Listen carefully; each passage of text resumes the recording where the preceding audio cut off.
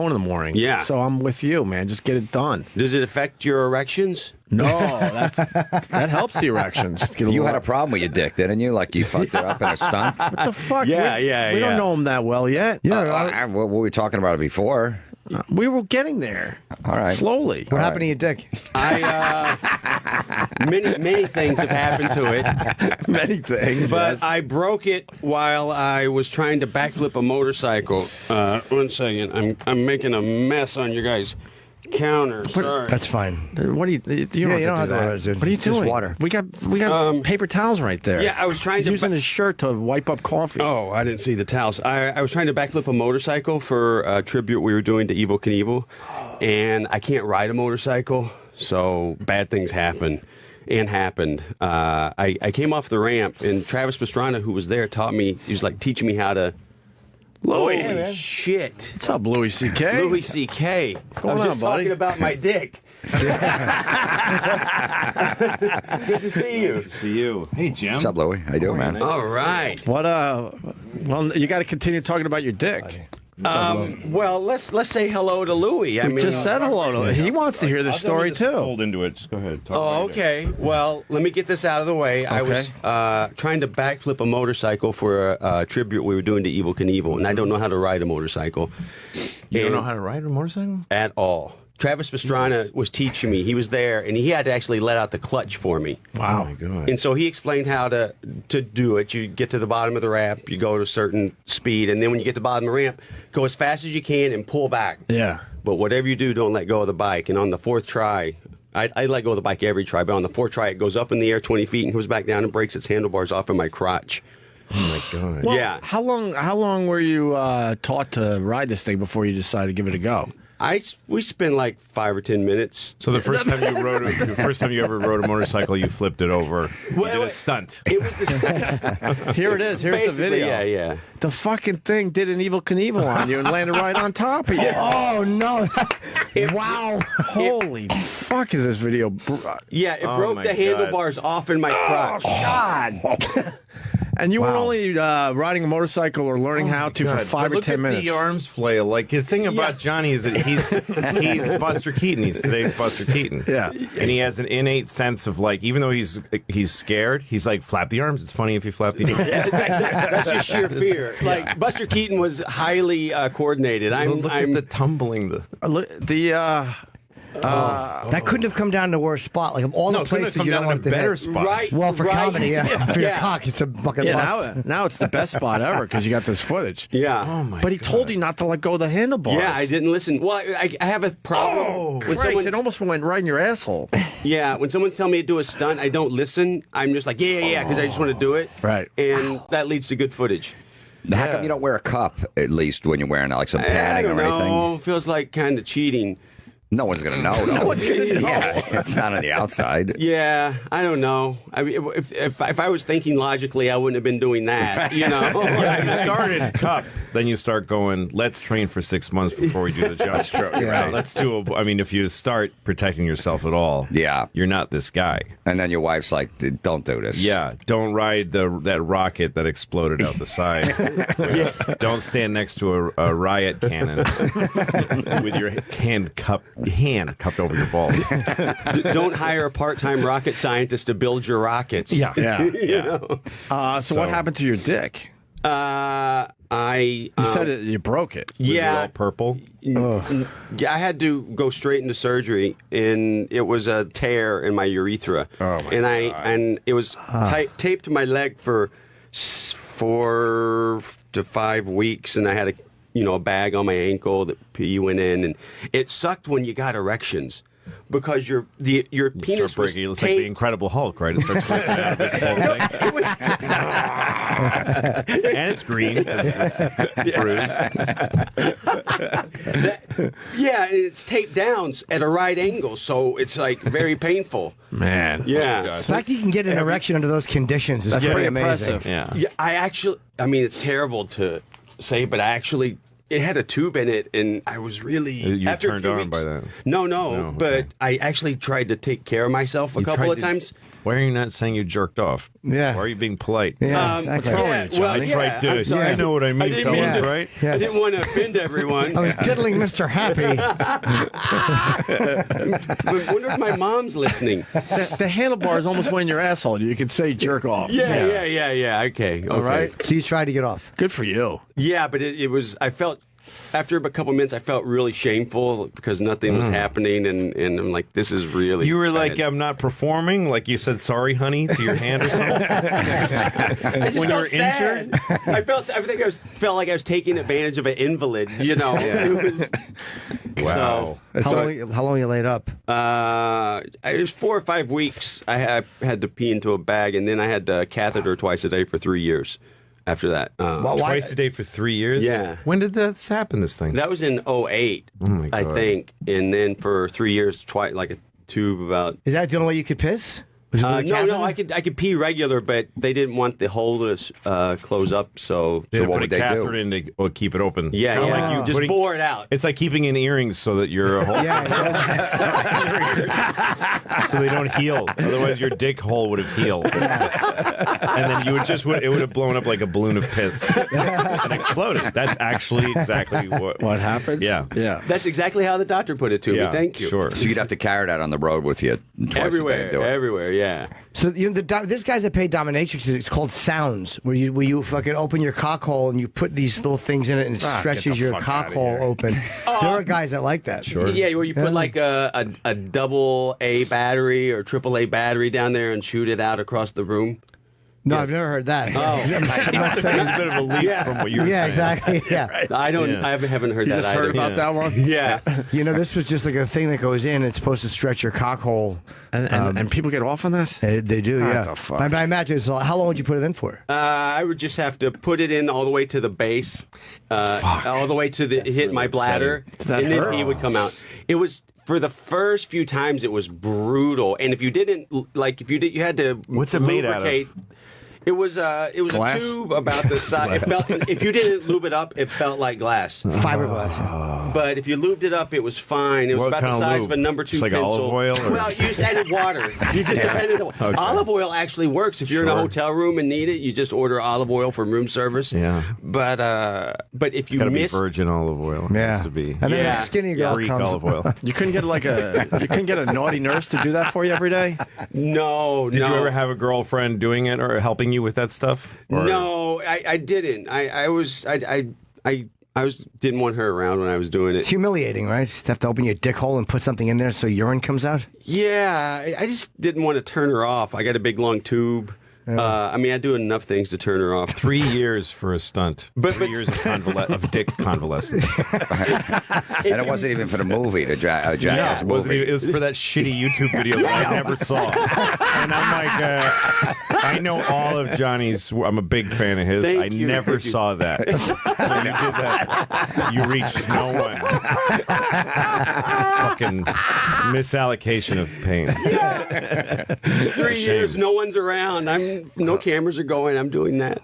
I got to ask you, what was the scariest stunt for you to do ever? What was the one where you were like, gee, what the fuck? God, the scariest. Anytime you're dealing with bulls and That's the one I was going to ask Animals you about. must be the scariest, right? But bulls are particularly scary because they're great to shoot with because they're dying to act. They hate you. They hate you, and you're going to get results. Right, some animals just like lay there and don't do what you think they're going to do. Yeah, but bulls get right into it. Yeah, just say action. They're always ready to. That's fine. Yeah, that was actually a yak, and that kind of came close when he. You have a red shirt on. You're smoking a cigarette. Yeah. Wow. You're letting a Flip them right yak over. just hit you? Still, yeah. Well, I Look did at his fingers, though. Yeah. Like, you are nervous. I did this twice. He's already shaking. He threw the lighter aside. You don't know when it's going to come. You just feel the hoofs on the When I ground. threw the lighter down, that was the signal to release the yak. Oh, okay. And I could see like a silhouette because we were looking into the sun, and so I just tried to time it. Right. Yaks are ridiculous looking. They look like they're wearing clothes that almost fit. Like they threw something on to go get the paper outside. Just threw on a parka. It's like Really a 3/4 sleeve. Fucking dumb feet sticking out. Were you drunk or anything for that? Did you prepare No. or get high or something? No, not before stunts because so many things can go wrong. Yeah, right. Forever wrong, and so I wait until right afterwards. But that was the thing one that with- really got you. Oh, sorry. No, I mean, there's a bulls lot are of the ones things. that scare you, though. That's where you feel scared. Yeah, you're scared. I mean, I get scared every time. It's just overcoming the fear. But I tried to do that Buster Keaton trick at the end of number right. 2 where the wall falls around me. And the first time the guy's like, "Look, that's a 20-foot high steel wall. When you hit your mark, don't move." I'm like, he said it like 10 times where I was like, enough already. I got it. And so they said, we shoot. They say action. And right as they say action, they're like, cut. I'm like, fuck, I'm going to go to the craft sir. Oh, and I look back and it just slams me into the ground. God. Luckily, my head went through the window. But there's been a number of times where it almost ended bad, like the rocket you said. With it, like 3 foot long or a foot long If you metal had been rods. parked on it differently, it would have shot right through you. Yeah, there was like 12 to 15 foot-long metal rods that went out everywhere. One went 300 yards back and went straight between 2 of our art department's ears. A lot of people almost died on that one. Jesus. What was one that they wouldn't let you do that you really wanted to? Oh, The gun. Here's the rocket. See, look at this. oh yeah, the hole in the the hole side. in the side is what. If he had been leaning on that hole, it would have just taken. him out. Nothing was going to stop that. And the stunt is beautiful too. I mean, it's Thank you. very graceful, and I mean, it's my look at God. that. You're on a rocket being watch. shot. Oh wow! Get the fuck. Watch that. Look at that. I mean, there's just nothing like it. That's awesome. When you watch stuff, like I've watched stuff like the Challenger or other, like when they shoot a rocket, you must have thought like what it would be like to strap to the side of that, fucking looking down as you're being propelled into the air. You say of the Challenger? Or not that one particular. I probably could have found a better one. The Endeavor. Something. Do you ever think what it would be like to strap to that? Is that what motivated you? Because that I've thought of that. Like, how would it be to be strapped to that, looking down as you're being shot up in the air? Right. That one, I had boyish wonder. Boy, that actually came out of. I was watching what's the show where they do the science tests? Mythbusters. Thank you. Yeah. And they strapped rockets to a child's swing, and it just. When in circles. Yeah, so many times. Thank you. I speak in hand pictures motions. and yeah. Yeah, it's not good for radio. Yeah. Thank you for translating. But we tried to get to do that, but it just there was fear of the chains wrapping around my neck 7 or 8 times, so it turned into the Acme rocket from. The cartoon. Roadrunner. Yeah. Didn't they think about? You're saying that's the one you couldn't do. They told you That's no the on one. that one. I believe that's the one. Wow, you guys are. They did it with adult. Yeah, they're fast. Well, it's the internet. I mean, Also, yeah, they're just It's just- Mythbusters swing. yeah, it's not pretty that easy. hard. Yeah, exactly. Those bars Don't are- overpraise the. Those bars are straight. They first did it with the chains. yeah. So, No, that's how your that came guys' from. version of that would have been deadly. You would have ended up with the pole that like wrapped. You would have Yeah. smashed Something bad would have happened. So There's sometimes there's one episode. There's one moment in one of the movies. I think it's called the riot cannon, where it's just it's a Right. post. Yeah. That's got clusters of hard rubber balls around it, like plastic balls, and then it's packed with gunpowder. They use them outside of embassies. So when there's a riot, they just press a button and it's just all explodes outward. So anyway, the great thing when you watch in the movie, they test it first. They show what it's going to do. right. And so then this thing just goes boom, and whoever was going to do it with you, one of the guys, just started crying. Immediately, just started weeping. Like, I don't want to do this. I think it was Yeah. Bam. Yeah. He said, "Fuck that." He just walked, and then they do it. Yeah, none of the after the test, it's none of the guys wanted to do it after the test, and Yeah. and And so I said, that's all right. No one has to do it. I'll do it. And I sat in the car and waited. And while I was waiting, Dunn comes in and goes, I ain't fucking doing it, man. I'm not doing it. It's the one he wouldn't do. I'm like, but you look, don't have Johnny to, didn't even. did. It didn't even knock him down. Look at how those guys are lying prostrate on the ground. It really Johnny's stung. standing. I was going to ask you, how bad did that hurt? Well, your adrenaline's going. I mean, it stung really bad. But bam, it really emotionally got to him. He started crying immediately, which only helps the bit. Yeah, you know? Oh, you're dancing around. That was not fun. Yeah. There's Tim Dunn. I'm glad I had covered my face and hands because my nuts because they were so bruised. That so many pellets hit my hands. Fuck that. That's where Bam's crying. Oh no, Bam did and do look, it. that's the damage. Look at the little pellet balls. Wow. Yeah. Well, when Wow, Dunn did look it, at- Bam decided to do it. Who was the one that tapped out? Everyone. Oh, Everyone. so no it one was down going to to do you it. three that ended up doing it. Yeah. I got you. Okay. So after the but. Johnny, I don't know how much time we got with you, but I saw Elvis and Nixon. Damn good film. Thank you.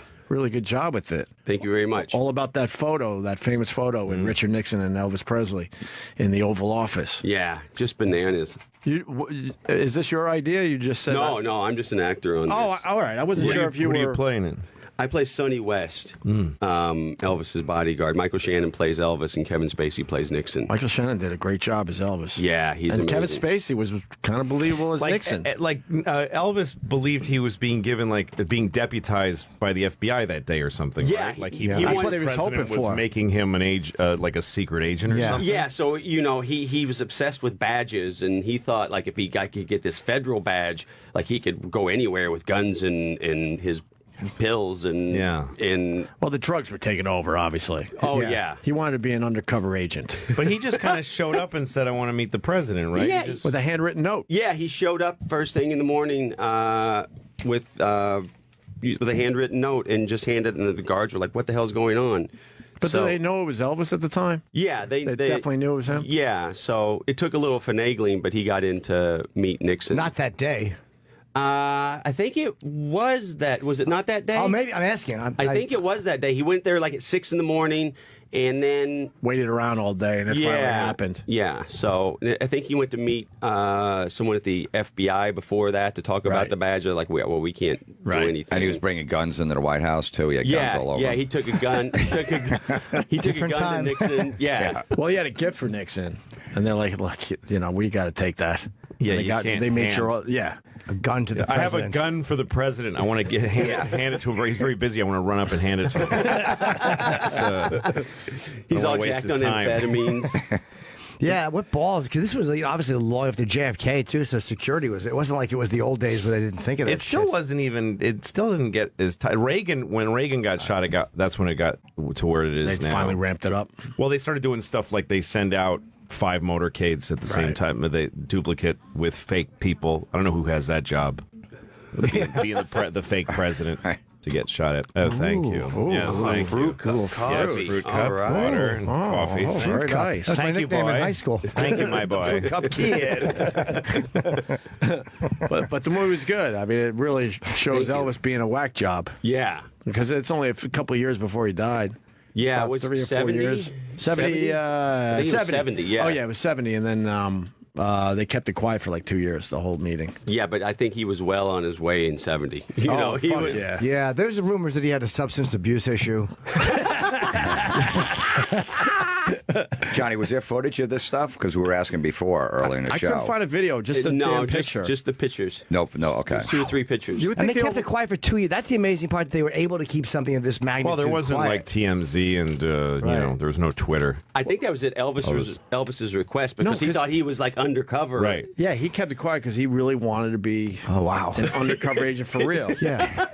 Hey, Yeah, this- Nixon said afterwards, like he said, Elvis was very shy. He was a nice, shy Southern boy. That's how he saw him as wow. a very shy and polite young guy. I believe he was shy and polite, but he did make a request when the president gave some gifts to Sonny West and Jerry Schilling, like some, I don't know, cufflinks or something. He's like, Mr. President, they have wives. You know, and the president's like, oh, and he had to go get more stuff. So there was that side. Oh, so yeah. Good Wow. for Elvis. Yeah. Elvis knew because he fucked them. Fucking everybody's wife. Also, Mr. President, can I fuck your wife? Excuse me? Oh, because you give a gift to my friend's wife. Sorry. I guess the movie's based on notes that were taken that day. And we said before there had to be audio, right? And how it went down. No, I don't think Nixon had started his taping. He thing wasn't yet. that paranoid yet. No, Well, but John. Okay. Well, maybe. What? it's not accurate, but go ahead. No, because Johnson put the taping in. Oh, he did. Lyndon Johnson was the one who was obsessed with taping, and then Nixon. Just took it over. Yeah. Kept it going. So That's there why was we have probably- those tapes of Johnson ordering pants. Have you ever Oh, heard the that? I have, Hagar yeah. slacks. Yeah. Oh, It's amazing. Calls it his pants company and asks.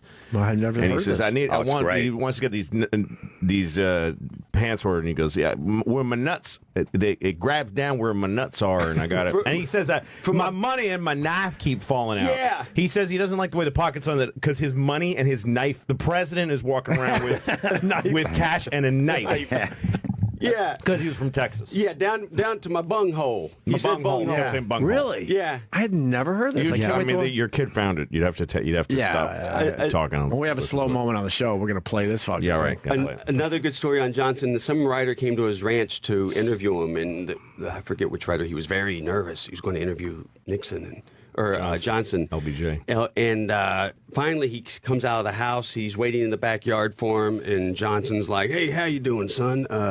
Well, you know, right over there, straight as an Indian going to shit. I'm going to put my new barn. And the writer's like, what is going on? That is the straightest line known to man, I It's guess. the only time Indians walk in a straight line is when they're going to go and take a shit. An Indian going to shit will never fucking veer. That's right. Maybe an Eskimo is the only straighter line. I don't know. No, it's a scientific. Two Indians going to shit shall never meet. They say is the definition of parallel. It's very documented. Also, from that meeting that day, Elvis was showing him some karate moves in there, Yeah. and then spontaneously hugged him at the end of the thing, awkwardly. Yeah, and I Just don't had think some Nixon was weird- much of a hugger. No. You want to be on. I mean, you wanted to be there for that moment. You know, that's one of those yeah. fly on the wall. You're right. He hugs him, and Nixon's like, "Oh, good, Yeah. oh, goodness gracious, Yeah. oh, well, right there." fella." Nixon's arms hang down straight like he's being molested. And then he drank Nixon soda and his M&Ms. He took his M&Ms. Why wouldn't they Like have told- 2 trays of fucking M&Ms? I think, he was told not to Touch the M&Ms. Yeah, and I think Elvis was enforcing, you know, He's pissing on the post. yeah, a little. So it was two Well, guys the president with was huge the egos. only. The president probably was the only person in the world who he had to wait to see. He was Yeah. probably the only person alpha to him Yeah. Right. on the planet. Yeah, I want to meet. So he had to put in a request to meet the president. Yeah. Otherwise, and nobody, every single other person, including the vice president, who was Agnew, I guess. Spiro yeah. Agnew. Yeah. Good old Spiro. Didn't he have to resign for some reason? Yes, he Yeah, he did. did. He was naughty. That's how Ford became. That's right. Vice Well, president. clumsy guy. Tax evasion Another or good something. LBJ's audio thing, by the way, is when Robert Kennedy called him to accuse him. There's a tape of this. Robert Kennedy called him and said, this is after his brother was shot. He said, Mr. President, are you having my family investigated and spreading rumors about my family? And then Johnson just goes, nope. Like it's really, he sounds really cool. Nope. Oh, is that right? So you're not trying to infiltrate my family and spread dirt? And he goes, no, don't know nothing about that. And he goes, all right, thank you. It's really creepy. Is it a believable denial? No, it's so clear that he's putting him on record. You know, he's asking him directly, and then Okay. Oh, wow. I got a lot of audio to listen to later. yeah, it's really good. that sounds LBJ was awesome. crazy. He was nuts, right? After he left office, he got a bit crazy. Grew his hair out and just was. Like Letterman, yeah. He did a Letterman. Yeah, he did a Letterman. Beard and right. white hair. Yeah. He did a crazy thing, too. On his ranch, he had a car that was amphibious. but people didn't know it. So he would drive him around his ranch and then head down towards the lake and act like the brakes went out. And he'd start screaming. And people would, ah! And he'd just start straight into the lake. Wow. He was a prankster. Yeah. Good old that's so LBJ, funny. the prankster. The LBJ. I don't know much about him compared because I guess because he came from the Kennedy assassination, people didn't know as much about him because of maybe when the time he came. But he's not the guy that's talked about much, other than he took over. Oh, and he there's went away. wow! You guys are pulling up the amphibious car. You guys. Well, LBJ was like kind of like that was when they did things like are about to happen in Cleveland, because LBJ and Kennedy, it wasn't clear going into the convention who was the winner, Right. And they had a brokered convention, and LBJ he should have been a lot of people think he should have been They thought the it should have nominee, been. Right. But Kennedy outmaneuvered him because he was corrupt, because he Right. was a criminal, and his father was a criminal. Like none of this is in dispute. Oh, right. And so he went. He accepted vice president because they didn't like and each then other. had him shot and fucked his skull. And we all know the rest. Exactly. But Kennedy and LBJ hated each Yeah, other. yeah. But Kennedy grabbed LBJ to get Texas in That's the right. election. Yep. That was everyone was surprised when he picked. And then he LBJ. stole the election In Illinois. because Nixon also didn't. The vote count was in dispute in the general election. Yeah. And Nixon conceded because he just knew I can't beat the Kennedys. Right. I can't Oh, do was that. that Because why? the corruption. Yeah. Yeah, Joseph Kennedy. The old had- man Joseph. Joseph Kennedy used to just walk around with suitcases full of cash and just give them to people for votes and stuff. He ran rum against Luciano, and you can't really do that unless you know people. Yeah. Yeah. He was Yeah. a powerful man. Yeah. He had a lot of fucking money from the bootlegging, right? Mm-hmm. He had bootlegging money. But the film's good, Johnny.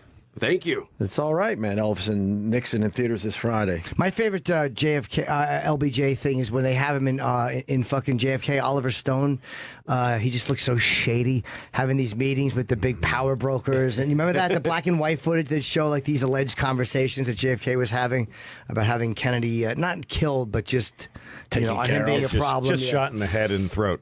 Yeah, I don't want you to kill him, though. Just yeah, but he used code tap him words. in the head with a bullet and in the throat. He would say shave his head and throat, so no one knew what he was really saying. Just fuck up his hair. Fuck up his haircut. Give him a haircut. Right.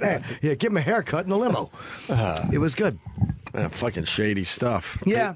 All these presidents taping each other. But I mean, like, there's all that speculation that he was involved or he knew. I don't know. Maybe I'm naive and I don't want to believe that. I'm just a boy who believes in America. You believe in Oswald now, right? I do, yeah. He believes believe that- in him like he's Santa Claus? I mean, he was That was a real it. Well, I guy. denied his existence for a long time, like true heterosexual relationships. He believes no real conspiracy. It was just Oswald. Yeah. Think it was Lone Nut? I think so, yeah. And I've kind of just, over the years reading stuff, I actually fall back on that. I always thought it was a conspiracy until recently. You ever go to Dealey 6 Plaza? years. Man, That is an awesome place to visit. Kennedy's pissed off so many. The pro Castro Cubans, the anti-Castro Cubans, the mafia. Everyone was angry. So I don't know. Right. Could have happened. Did you ever do Dealey Plaza? No, I never took that little drive. Pretty fucking cool. So it feels like a movie set at this point, right? Yeah, because you don't realize there's a mirror image of it right across On the other street. side. It's the exact same thing on the other side, but just less eventful. And no one goes to the other side. There's a couple dummies that just go over there like, oh yeah, there's nothing to see here. It all happened across the street. I'll join everybody else. And there's people that were there that day that every day they set up shop at Dealey Plaza just to be recognized and sell their little shitty books about it. Oh, there's like a whole A whole cottage culture. industry. There's a whole culture that So they happened. wrote their own books about it. Yeah, just because they were standing, 100 yards away over there. They have these awful on the fucking displays. It's hard. You feel sorry for them, actually. Who did we meet? We met one of Robert them. Grogan, I think, is a guy. He's the guy who advised Oliver Stone on JFK, and he's the guy that he knows a lot about it. But he stands there and he sells his books, and it's like a whole thing. It's like a fucking flea market for assassination It was stuff. one of the ladies. She was there every day. I forgot which one, but Jackie. Oh. yeah. Well, I remember when Jackie O died, and I thought I had this creepy thought because they opened up that tomb with he's got that tomb in Arlington Cemetery with an eternal flame. Yep. And so they opened up and stuck her in there with him. Oh, shit. And I thought about being her, 30 years after her husband died, and he's part of Washington's. He's a monument. And that the idea of living and knowing when I die, they're going to stick me in there. Right. And people are going to fucking take pictures in front of my grave. Like, it's just not a restful, if you give a shit. I don't care if people eat my body. It means nothing to me. But if you believe in that shit, yeah, she's right there. So, like, they open up the spot next to her fucking worm-eating husband and stuck her in there with his fucking brain gone and his half a head, his cracked skull. Yeah, just half the shit's gone. And then they put out the eternal flame for a while. I would hope so. The rain. Well, I mean, it's not that eternal then. Yeah, you got to rename that shit. Why was it put out? Because they were redoing the whole monument. Oh, they had to. Well, they just reset that timer like accidents at a work site. You know. Yeah. Eternal since 1988. You figure if Jackie Opie found out all the guys that, all the girls that he fucked, she's like, I'm not going in that coffin with him. Fuck him. Yeah. All the shit that came out, friends and shit that he banged. She had to know, though. There's no way you can be married to a good-looking, smooth guy like that and not know that he's fucking everyone. If you get buried next to a man, you're also being buried with all the women that he fucked. You know what I mean? The stink of their pussies is still on him. I know. Yeah, she is just like syphilitic worms eating her corpse. Yeah, a bunch of worms eating Valtrex. I mean, with all due respect.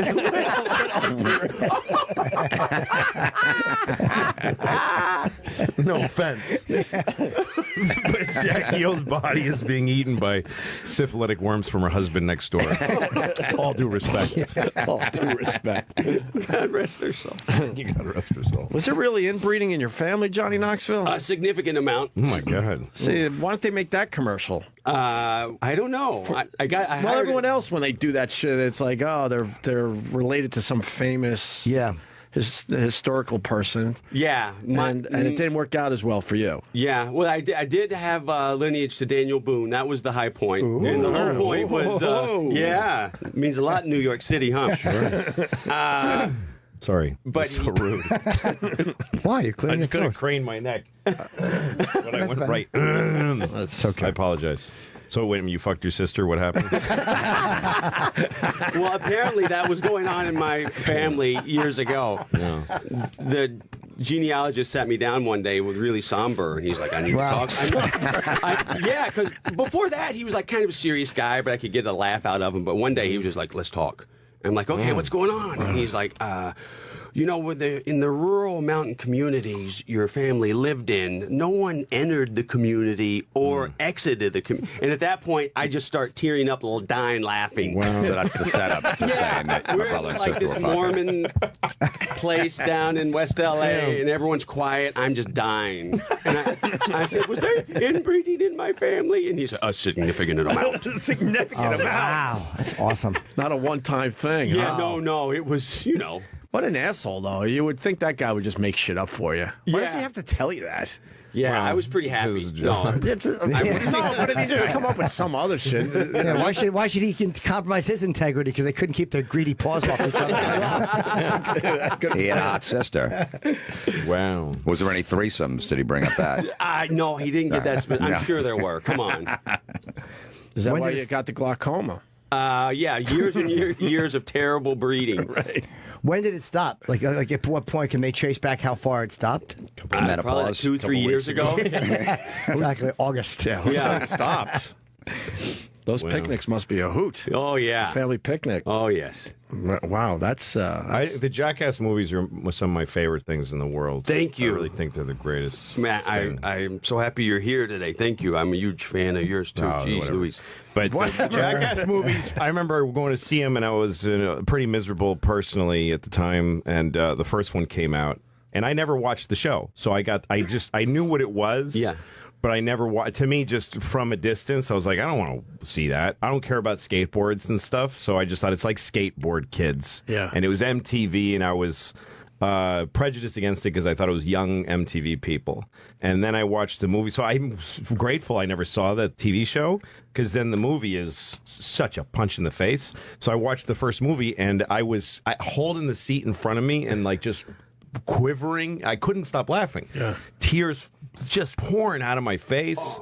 I mean, I never. It's the hardest I laughed up to that point in my life, I think. Wow. But and then you look around and there's a whole theater of people like is convulsing, and that's such a great healing thing, you know. And I always thought I heard of jackasses being some dumb thing, like the dumbest people.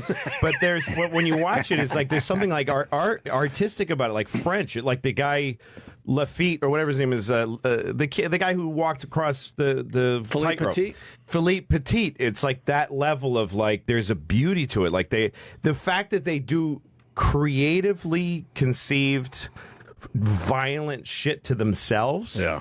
And then when it's over, the person who got hurt is really hurt. It's not like they're like, yeah, man. There's no bravado in it. Right. There's fear that you get to see in their eyes, and then you see how upset they are, and then you see the other guys just laughing their fucking heads off. That's such a great. It's like that's just stripping humanity down to the most basic thing of like watching ourselves hurt ourselves and then laughing really fucking hard Because your friend got hurt. Yeah, and then my favorite is when it gets just messy. Like they have these intricate things, but then there's one where they're in the hotel room. Like they can't even stop. So they're in the hotel room between shooting, and what's his name he's going to piss in a snow cone and then eat it. Right. So he eats some, and then he throws up yellow piss throw up. Yeah. And then someone just walks up and kicks him in the asshole, like in the anus. Yeah, I know. Just kicking and thoughtless. Everyone's punching each other in the balls. They're just going to work to write. They're just coming in with a sandwich and getting punched in the balls. Like, was that necessary? The cameras aren't even on. Just trying to get a cup of coffee. Yeah, all three of them are fucking great. Wow, Those thank movies. you. Yeah. What was the best scene? things. It was the bull. I think it's one of the hardest I've laughed. I think it was Ryan Dunn who got. You guys were. I was outdoors in like an arena, and I think it was a bull that. There was a bull, and they were on a apparatus, a teeter-totter with a bull. Yeah. That's magical. Yeah, they already have it on. That's magic because the bull. It's like a perfect. It's like poetry because every time one of them goes up to avoid the bull, another guy goes down. Yeah. And the bull keeps finding. Watch, as the bull keeps finding. Yeah. I think Ryan Dunn getting knocked off. I love so much.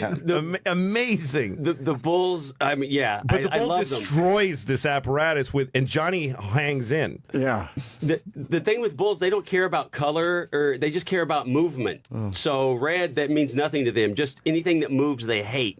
Right. So And you're wearing the beanie hats. That's awesome. you put 4 idiots in a bull ring, and you're going to get footage. Yeah, and so far everyone is hanging on. Everyone is on. Yeah. It's when I think the first guy who bails ruins it for everybody. Well, There he goes. Yeah. I Yeah, kind so of once he ruined it. bails, then the other guy can't go up.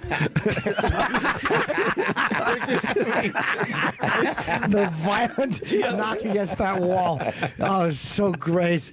And you saw Steve-O like genuinely worried about his friend. He will not mess with bulls. He does not like bulls at all. Really? Steve-O. Yeah, no. He's the guy that'll pretty much do anything. Yeah.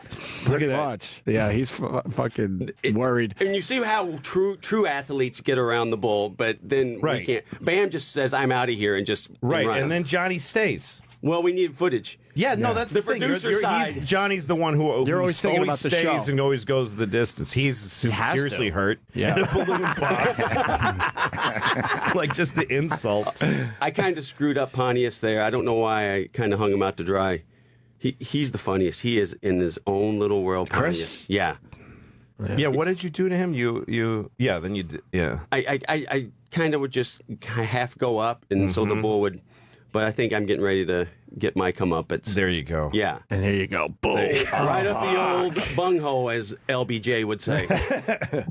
That's awesome. So And now, Watch this. Watch how the thing. I'm sure this was almost, look at my leg go between. If the bull would have hit my leg while it was between the two pieces You were of wood. snapped it in half. Yeah. Joe Theismann. Right. And So now, you have a million things like that where it's like, if this had happened, I would have been. So many. Yeah. Like on the yak, if that horn went right next to my ear, that would have been lights out. On the golf cart in the first movie where it throws me on my head and then the one comes remember that. It almost flips down on my head. Yeah. you could see the excitement in you because you're thinking to yourself, all right, we got the footage. There's can part see of him that's scared. It's a weird Right. But look at him human now, tension. yeah. Because half of him is going like, I'm going to get hurt, and the other half of him is keeping his feet planted. Right. Because if I can hang in a little more, I'll get one more punchline before I go to safety. You can kind of see in that last footage. shot where you're like almost smiling, like, yes, I know I got I this was pretty now. happy. Well, it's like there's the performer side who wants to get out of there, but the producer, like, we need footage. Yeah, and it's. I think I like it. Is that the first thing you do when that bit like that's over? Like, did you get it? You sure? Let me see that footage. Absolutely. I go did the watch acting it? twice because I got that idea from a Tom and Jerry cartoon. Tom runs in the kitchen. He's running from Spike, the bulldog, and for some reason he just stops, puts on a blindfold, puts in a cigarette, and a bull comes out of nowhere and hits him. Right. I'm like, I'm going to do that. But in the cartoon, he flips in the air, and the first time I stood so far back from the yak, he couldn't find me, and he ran over to me finally and just threw me up and just started gouging me on the ground and stomping me. I was like, shit, I got to do this again because I didn't flip like the cartoon. Right. So I was really nervous the second time. How did you know he wouldn't just put his horn in your chest? You Or do don't. they never do that, or is that not how they No, fight? they That's don't. what he's trying to do, You isn't don't it? know. Yeah. Johnny, the crew ever fuck with you and say, we weren't fucking rolling. That's too bad. No, sometimes that happens. Like, we lose so much footage because the camera guys weren't filming, or Right. That's just part of it, you know. You didn't. I don't think you answered Jimmy's question. What was the one thing they wouldn't let you do that you really wanted? Like, Was it the spin around I think the spin around the swing thing? Yeah. Oh, yeah, Well, we made that decision. We're like, let's not do that. Sometimes if we're shooting a stunt that is pretty gnarly and there's any negativity on the set, we'll just wait to another day. Yeah. Like we were filming something on Donner's Pass. Actually, on Donner's Pass, a big bouncy house. We were going to go down Donner's Pass. Is that where they had the cannibalism? Yeah, They yeah, talk about yeah, the yeah. opening of The Shining. Yeah. So that was creeping us out. And then someone unrelated to the production actually had a heart attack on the ski mountain right where we had our base camp. So that So you freaked just everyone ate him out. and went home? Yeah, so we ate him. But those things, and a couple of the guys were creeped out by the stunts, so we're like, let's just try it. Let's put this off to Yeah, another the day. nearest restaurant was like 5 minutes drive, and it's too much. You got to do what you got to do. Yeah, exactly. You know, you don't know what you were capable of until. Until it comes down to it, you're hungry and Yeah. too tired to go and get the keys. The Battle of Stalingrad. before MTV, there was a video of you getting shot in the desert, Yeah. and the MTV just said, "There's no fucking way we're showing this." No, we knew that we weren't going to. I tested self-defense equipment on Right. myself: pepper spray, stun gun, taser gun, and then I went out. We just drove randomly on the freeways and I ended up on the 14 and pulled off on a fire road and shot myself with the 38 into a bulletproof vest. So Is there footage of this? Yeah. Yeah. I don't But think You it's should have online, dressed like Hervé Villachez. God damn! Why didn't I do that? You can still do it. You can still do it. That's amazing. So we knew we weren't going to get the gun. We didn't want the gun to be on because, like, you don't want it's the imitatability. Right, So- right. Yeah, you guys had to worry about that. People like I went copying back. these stunts. I went back to watch the show after the movie, and there was one where he used to have this thing where they put a doll in a baby carriage. I mean, in a little bassinet thing, and so he pretends to be him and his wife, and they go out to the parking lot and they put the baby on the roof of the car.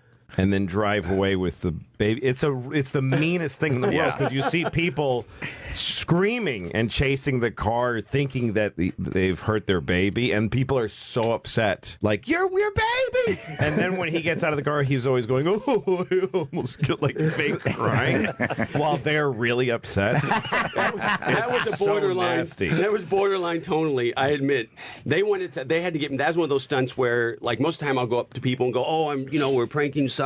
Yeah. But they No, wanted to kill of me, course. so they had to get me out of there. Yeah. They're saying you got to go, Johnny. Oh They're shit! freaking out actually, but God, we could talk to you for. He's been in there for too long. He's been in there for too long. It's like you've done this show before, Lo. Oh man, It's like relax. We're having a good time. I'm having a ball. Do you have other we commitments? got a few more minutes. What? Maybe You you got, what are you doing? Good Morning America or something? I got to go do a whole big junket. How does it feel that everyone is doing Jackass now? I mean, everywhere. On every social media, they're all trying to do their version of you guys. Yeah, that doesn't upset me. In the beginning, I used to get really upset when I would see people trying to do what we do, but it doesn't hurt us. I feel pretty secure with what we've done, and most of the times people don't tonally get it. They, it's like, oh, I saw this thing. Let's be crazier than Jackass. It's not about being crazy. No, there's art to it. There's art to it, and there's comedy, there's humor to it. Well, That a lot of the guy taking the shit pills and then going to shit in the toilet at the plumber store, but then he shits himself in the van on the way, and then they go back and they do it finally. The whole thing is fucking nuts. No, nobody can touch it. It's really like they invented it. And the friendship bond that you guys have. You guys are all buddies. Yeah, that's the thing. You see them care for each other. You see them get concerned for each other, and it's amazing. Everyone's puking, that vomiting. was the first day of shooting the first movie. Right. Yeah. So. Yes. Pulls out a newspaper. That guy that worked there was totally like LBJ. He's like, I hope you ain't taking a shit in that son of a bitch. Well, he was. Isn't he scared in that moment? Isn't he scared someone's going to punch him in the face? Punch him while he's shitting? I don't think so. I think we're kind of we're hoping for something odd to happen. And then as soon as he leaves, what happens? You guys run in and go, sorry about the shit in your store. Soon Here's as he $50 sign here. Right. Yeah, we let it play out for a few minutes to get reactions, right. And then we have a dedicated team of people that go in and get and that's a real art to like get the signature. Right. You have to listen to them long enough to see what they want to hear. And sometimes they're so angry or upset you have to wait a day or 2 or 3. Yeah, because they might be upset that you hurt their store or their business. Yeah. Or they might be humiliated, like, I don't want to be on television. Yeah, absolutely. But so you find the thing that you go, okay, well, let us compensate you for the trouble, but don't you want to be? You'll be in the movie, we try not to compensate until it gets to like way down the line. Most of the time, Did you have one you couldn't get done, and you're like, "Fuck, man, the guy just wouldn't sign off on it"? Yeah, that happens. Right? That happens Which every one? movie. I see you guys gotta blur go. a lot. You guys blur like you do stuff on the street. You blur their faces, so obviously you didn't get a release on those guys. If I directly prank someone and they don't sign, we can't even blur them and use them. Oh, Those really? are people that just happen to pass by that we didn't get signed. Yeah, you can't actually, engage with somebody who didn't want to be in a movie. Even with the blurring, though, you aggressive can't. way. Yeah. In Bad Grandpa, there was a couple times, at the beauty pageant when I had my little grandson strip at the beauty pageant. I got a great interaction with this one guy. I really could wind him up and calm him down and wind him up, and he just had no sense of humor about it. So we didn't ever get that signature. But oh well, we got enough. That sucks. They're saying you really got to go. All right. Johnny Knoxville, a pleasure promoting Elvis and Nixon in theaters this Friday. Saw the movie. It's a good film. Thank you so much. Thanks for having me in. I'm really a big fan of you guys and Louis C.K. Thank you so much. Great huge to see you. huge See fan. you around, man. Thank you. See you in the showers. All right. Well, we'll take a quick break and continue with Louis C.K. Stay there.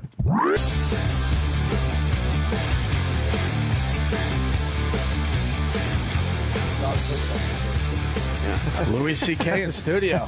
Johnny Knoxville really was happy that you were in here, Lou. Oh, I love Johnny. He's a great guy. He's awesome. Very sweet fella. But the thing I like about Jackass though is like it hurt. Like I had a prank show that I had pitched, and they thought like, no one will watch it. It was like because they thought you got to be like that level. Yeah. Yeah, it's fucking annoying. Yeah, it's not fair. That's some funny stuff. What were some of the funny stuff? Yeah, what would have been some good-natured. things you would have done? Yeah, what were we going to do? Yeah. One thing we shot, we went into a supermarket and we took all the oranges out and we replaced them with nectarines.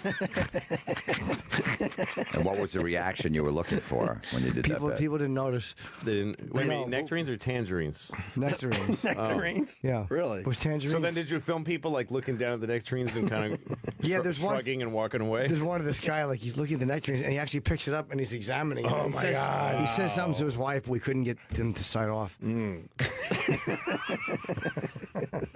They left. Did you do any things where you like fall down or like stunts? That's a prank, but you didn't That's do cheap. no stunts. No, it's cheap stuff. Did you do a reveal at the end, or did you just let Did it you fade say to to the guy, black? "There's the camera, there's the camera"? Yeah, He's like, "What are you talking about?" We were like taunting him. Right. We were like, "You almost bought nectarines, fucker." Fucker. Yeah, That's But not. I'm That's exaggerating to be cool right now, but no, we didn't say that. I see. We were just telling him. Any other bits? Yeah, a bunch of stuff. Like we went into one. This was cool. yeah. And we took you know how they have like the day and the nighttime pills you take for allergies. Sure. We Yeah. were switching them. Whoa. And we were putting the night in the daytime. So somebody was probably gonna go to bed and take the daytime. But how do you film that reaction? You couldn't film them taking the wrong pill, though. Yeah. No, but we would just speculate. This is what was going Just to sort of happen. talk about what would probably happen. Oh, man. But yeah, they'll be up Did late. anybody buy one of your fixed boxes while you were filming? No, they didn't. No. No, we set it up. You did. We had a plan to buy one. Yes. All right. Wow. That's amazing. It was I really can't believe good. that didn't get picked up. Yeah, it's a shame. Still a dream. It's still a dream. Could happen eventually. Yeah. Well, don't give any Morty's good ideas out. Yeah. Someone might Yeah. steal them. Yeah, they're gonna steal your pranks. Yeah, I probably should have said tangerines. I said nectarines. I'm stupid. And I enjoy a good nectarine. I do. I love a nectarine. That's my favorite fruit. They're awesome. Yep. Plums are very underrated too. I haven't had a plum in a long time. I like the clementines. I think they're pretty appropriately Yeah. rated. No, man, I never think Plums about are plums. pretty much right on the money how people feel about plums. Or what I they never say think about a them. plum until I'm eating one. Then I'm like, holy fuck, I need to have these more. Yeah, but it's got to be ripe or they suck. Yeah, they're very, too very hard. tart. Oh my God, they're brutal. Yeah, got to yeah. get them just right. Yeah. Or if they're overripe, then they're bruisey, and that Yeah. sucks too. This has nothing to do with fucking horse and Pete. Jesus Christ. No, but we all understand a good piece of fruit. We do we? Make Let's or do break a another 20 breakfast. minutes on it. Right. Lou, I finally binge watched the whole fucking thing, man. The whole Horace and Pete you saw I loved it. on LouisCK.net. LouisCK.net. $31 for a complete season that you can. Is that How many how much I episodes? spent? Well, we just made the complete season button, so you can just go and buy it. It takes like fuck. weeks and weeks to get one of those made. It takes a long time. A button. A button. The button The to button get it. just to make it, yeah, it's a lot of work. I was paying for the individuals. All 10 episodes. yeah, it's though. the same price. Oh, it is? Okay. Yeah, you know, All you right. didn't know. That would have been Okay, unfair to not let people have it and then go, oh, now the new people that Yeah. didn't give a shit before. I couldn't. People were used to write me emails and say, why don't you let us buy them all at the same time? I didn't have them yet. Right. I hadn't made them. Oh, like, okay. so if we made them the week they aired.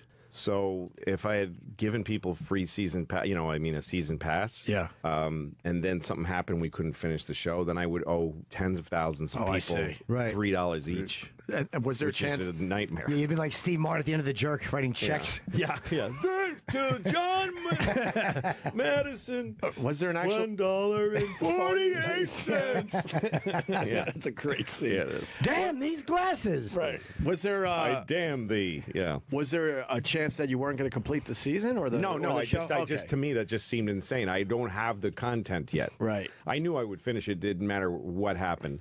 I would finish. I saw some of I haven't seen the whole season, but I was watching scenes of it. It was so fucking good. I watched some of Mark Norman stuff. Mark Norman was really Yeah, good. he stepped up. He was good. It was fun to Yeah. bring because we had the cast. Steve Buscemi, Edie Falco, and Alan Alda, Jessica Lange. Laurie Metcalf. Laurie Metcalf, all these incredible Hall of Fame people. We had Burt Young on the show. Oh. And then to bring people like Mark Norman and Yeah. and Kurt Metzger doing scenes with that caliber of people Right. and just going, just see what you got, Stephen Wright. Yeah, Stephen Wright is on every episode, well, except for one, I think. But he's Stephen Wright's a seasoned guy who you're used to seeing. right. But to You know see you Mark could- Norman pop in was so cool. Right. Yeah. And he was good, but he sounded like Mark Norman, but he was just really natural and No, he nailed it. Lisa Traeger, Michelle Wolf, all people I just saw at the cellar. They're all comics I never really knew. I never saw Michelle Wolf before. She's fiercely funny, hilarious, funny, great Which one? stand-up. Who is she? She's in a couple episodes just as one of the barflies talking. Yeah. I don't know her name. The one that plays your daughter. Her acting is amazing. Oh, Adie Bryant Oh, is my on the gosh. SNL cast. Yeah, she's amazing. Yeah, the first time I hosted SNL, she and I did a bit together. It was the last sketch of the show. Yeah. Maybe it was the second time I hosted. Anyway, she, as I was I doing love the that you're sketch with confused her- by that. I'm I so know, I'm I so know. happy for Because I Lou. hosted Was it the 3 first or times. the second? Yeah, Maybe it which was the time? She, when we were in the sketch together, I was just looking at her and thinking, I'm gonna put her in something. someday. She's extremely good. Her acting's ridiculous in this. Yep. It's dark, man, but the writing's It's a very upsetting show, yes. It's very upsetting, Yes. but you get hooked because the writing's so damn good. Oh, thanks, man. Thank you. It's my When favorite did you thing get I a ever chance did. to film this? Because I know you just filmed your season 5 of Louie. Like Yeah, you finished that that you're like in. that you finished that in like April, and then you did all these episodes between April Watching and now. Florentine at the end of your show, it's the first time I ever wished it was a reality show. I think I'm going to die or something. Did we keep that line in? I think that line is in. I think it was He my says, head I think hurts. my head hurts. I think I'm going to die or something. Yeah. That's very funny. That's really funny. Yeah, Florentine, I was writing season 5 of the show, and I wanted to do something about being on the road, but it wasn't coming together because it was like just different episodes of things that happened on the road, and it was boring. And then Pamela Adlon, who's my best friend pretty much, she's talking to Jim. She was working with Jim on Californication. Yeah.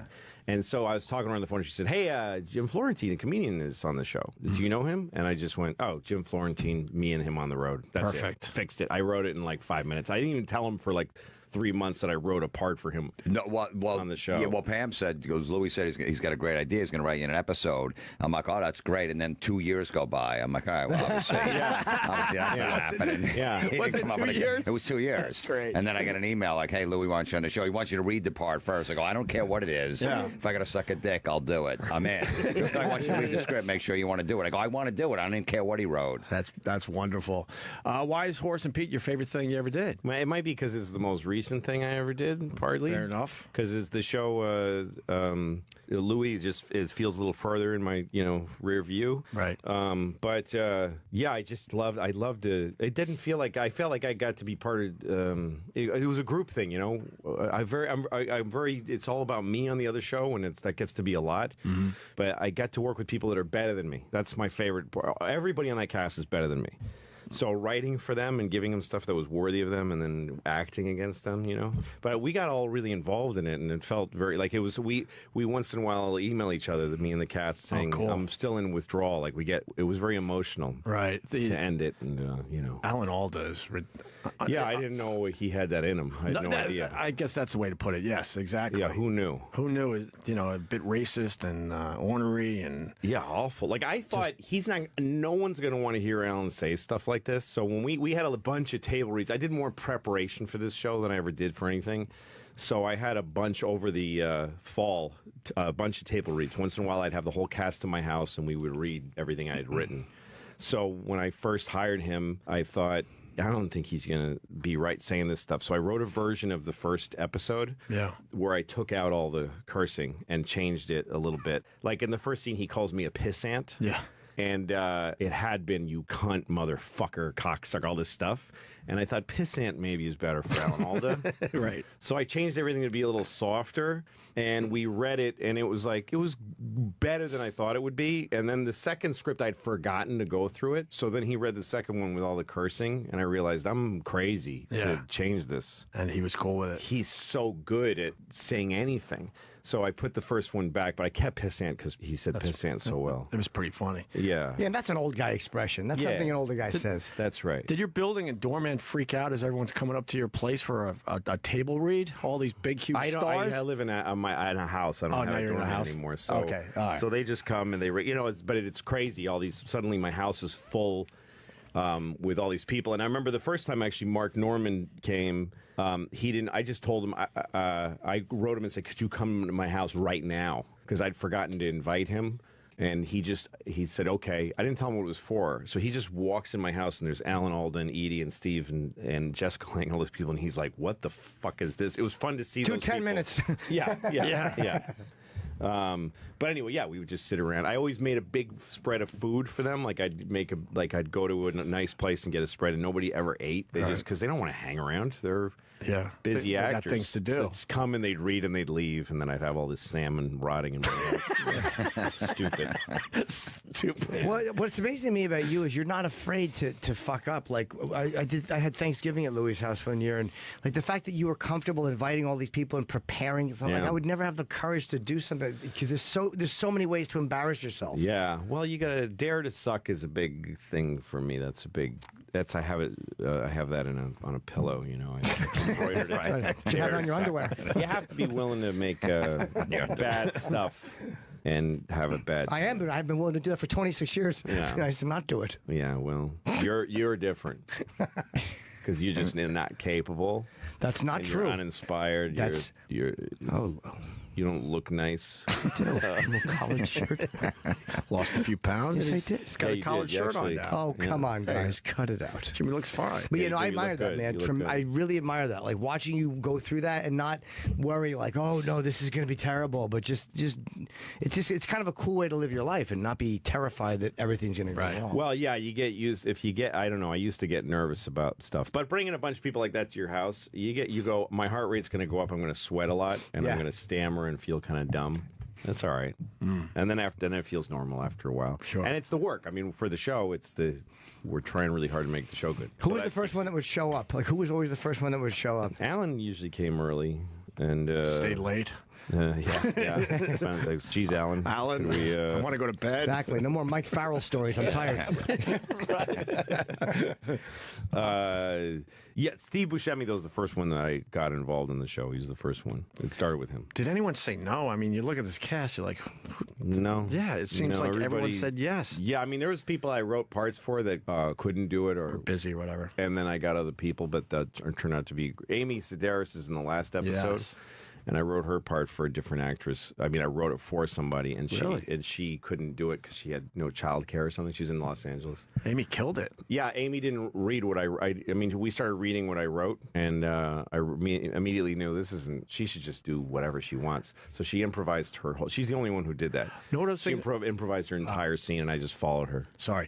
What I was going to say is when I saw Amy in the last episode, I was thinking to myself, God, I wish I saw more of her in Horace and Pete. She was Yeah, that, I she didn't was that think good. about her. I didn't think of having her on the show till the week we shot it. Right. So, because that's what we made the show every week fresh. So, I got to ask, how'd you get Paul Simon to do the theme song?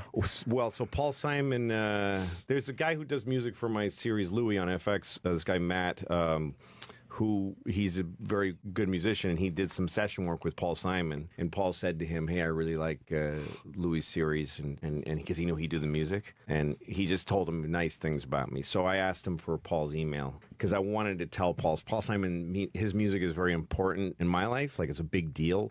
And when I was divorced and starting to have custody of my kids on my own, I would sing them Paul Simon songs. I mean Simon and Garfunkel, but he wrote them. So to me, right. it's not the two of them singing them; they're his songs. So I would sing the songs to my kids, and it was a big deal to me. So I just wrote him a thing saying, I appreciate your work. That's all. And then he wrote back. He was nice. And then we would meet at like SNL things. He's a big friend of Lauren Michaels. So we had dinner one night. And then I had his email. So one day I thought, fuck it, I'm going to write. I wrote him and said, would you please do the theme song for my show? Amazing. And he said, yeah, what the hell? And so we did it. I went to his house and his recording studio and sat and watched him create a song. Oh, he actually wrote it? Sick. Yeah, he wrote it and played it. And Did he see all the episodes first? he read them all first because they weren't done. Right. Yeah, so he read all the episodes that I had. I'd written 8 of them, so he read the scripts. And then he asked me what I was looking for, and like he was very generous. Right. Like, what do you want it to feel like? And he played a few things for me, and he's like, "Is this okay?" I'm like, "Yeah, it's all amazing. Like, how do I fucking, you know?" Like, I'm like, nah, not that world class guitar. Yeah, that one's just okay. Yeah. Yeah. How do you do So, that to yeah. Paul Simon? You'll take whatever he hands into you. That's right. But that's the ability to just ask. You know, you don't know something until you say in the somebody, end, you what might do say. it? And also, so many people, you don't know what you think. Everybody, it's like the hot girl that nobody asks to the prom because she's a disgusting whore and you don't want to touch her. No, you know, like the girl who everybody thinks she's got a date and nobody asks her. You know, it's like the people like that are legendary. He's like, it's a new show, a new thing. It's got value to him. Like, yeah, to be asked. Also, it sure doesn't hurt his feelings to be asked something. True. Right. By somebody he likes. He could have easily said, "That's very nice, but I can't do it," and then it would have made him give him a little cheer. Do you think you would have asked him if you knew he wasn't a fan of the show? Like if you didn't hear that he knew your show? I mean, yeah, sure. Yeah? I wouldn't if I thought of somebody else who I didn't have a connection with, but I knew I could get to. Like my manager's got one great skill. He's got a few great skills, but one of the best is that he can get anybody's phone number. Right. So I tell him, like, I need to reach this person. And then so I'll call them or write them and say, I mean, that's the thing I've built over the last few years. I'll go to anybody and ask them to do something. Do you talk to them first, or do you get right into it? Especially, like, did they ever say, "How'd you get my number"? Sure. Joe Pesci said that. How'd you get my fucking number? He was a little mad.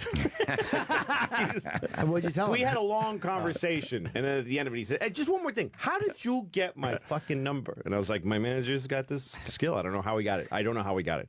Okay, because nobody really has this number. And anyway, it worked out. He's a good guy, but well, he doesn't take pictures in airports, though. No, I don't either. I was on the same flight with him, and I'm like, "Come on, I'm not. I just want a picture with you. I don't want to. I'm not going to post it or anything." And I saw him fucking sleep with his mouth wide open on a plane. Yeah. I'm like, I could have filmed you. I did. I just want a picture. No. I got one with him years ago. Did you? Kevin James introduced us outside the Comedy Cellar, and Pesci actually got out of the car to take a picture. Oh, nice. That's pretty cool. Yeah, nice. None too pleased about it. No, I got that. 2003.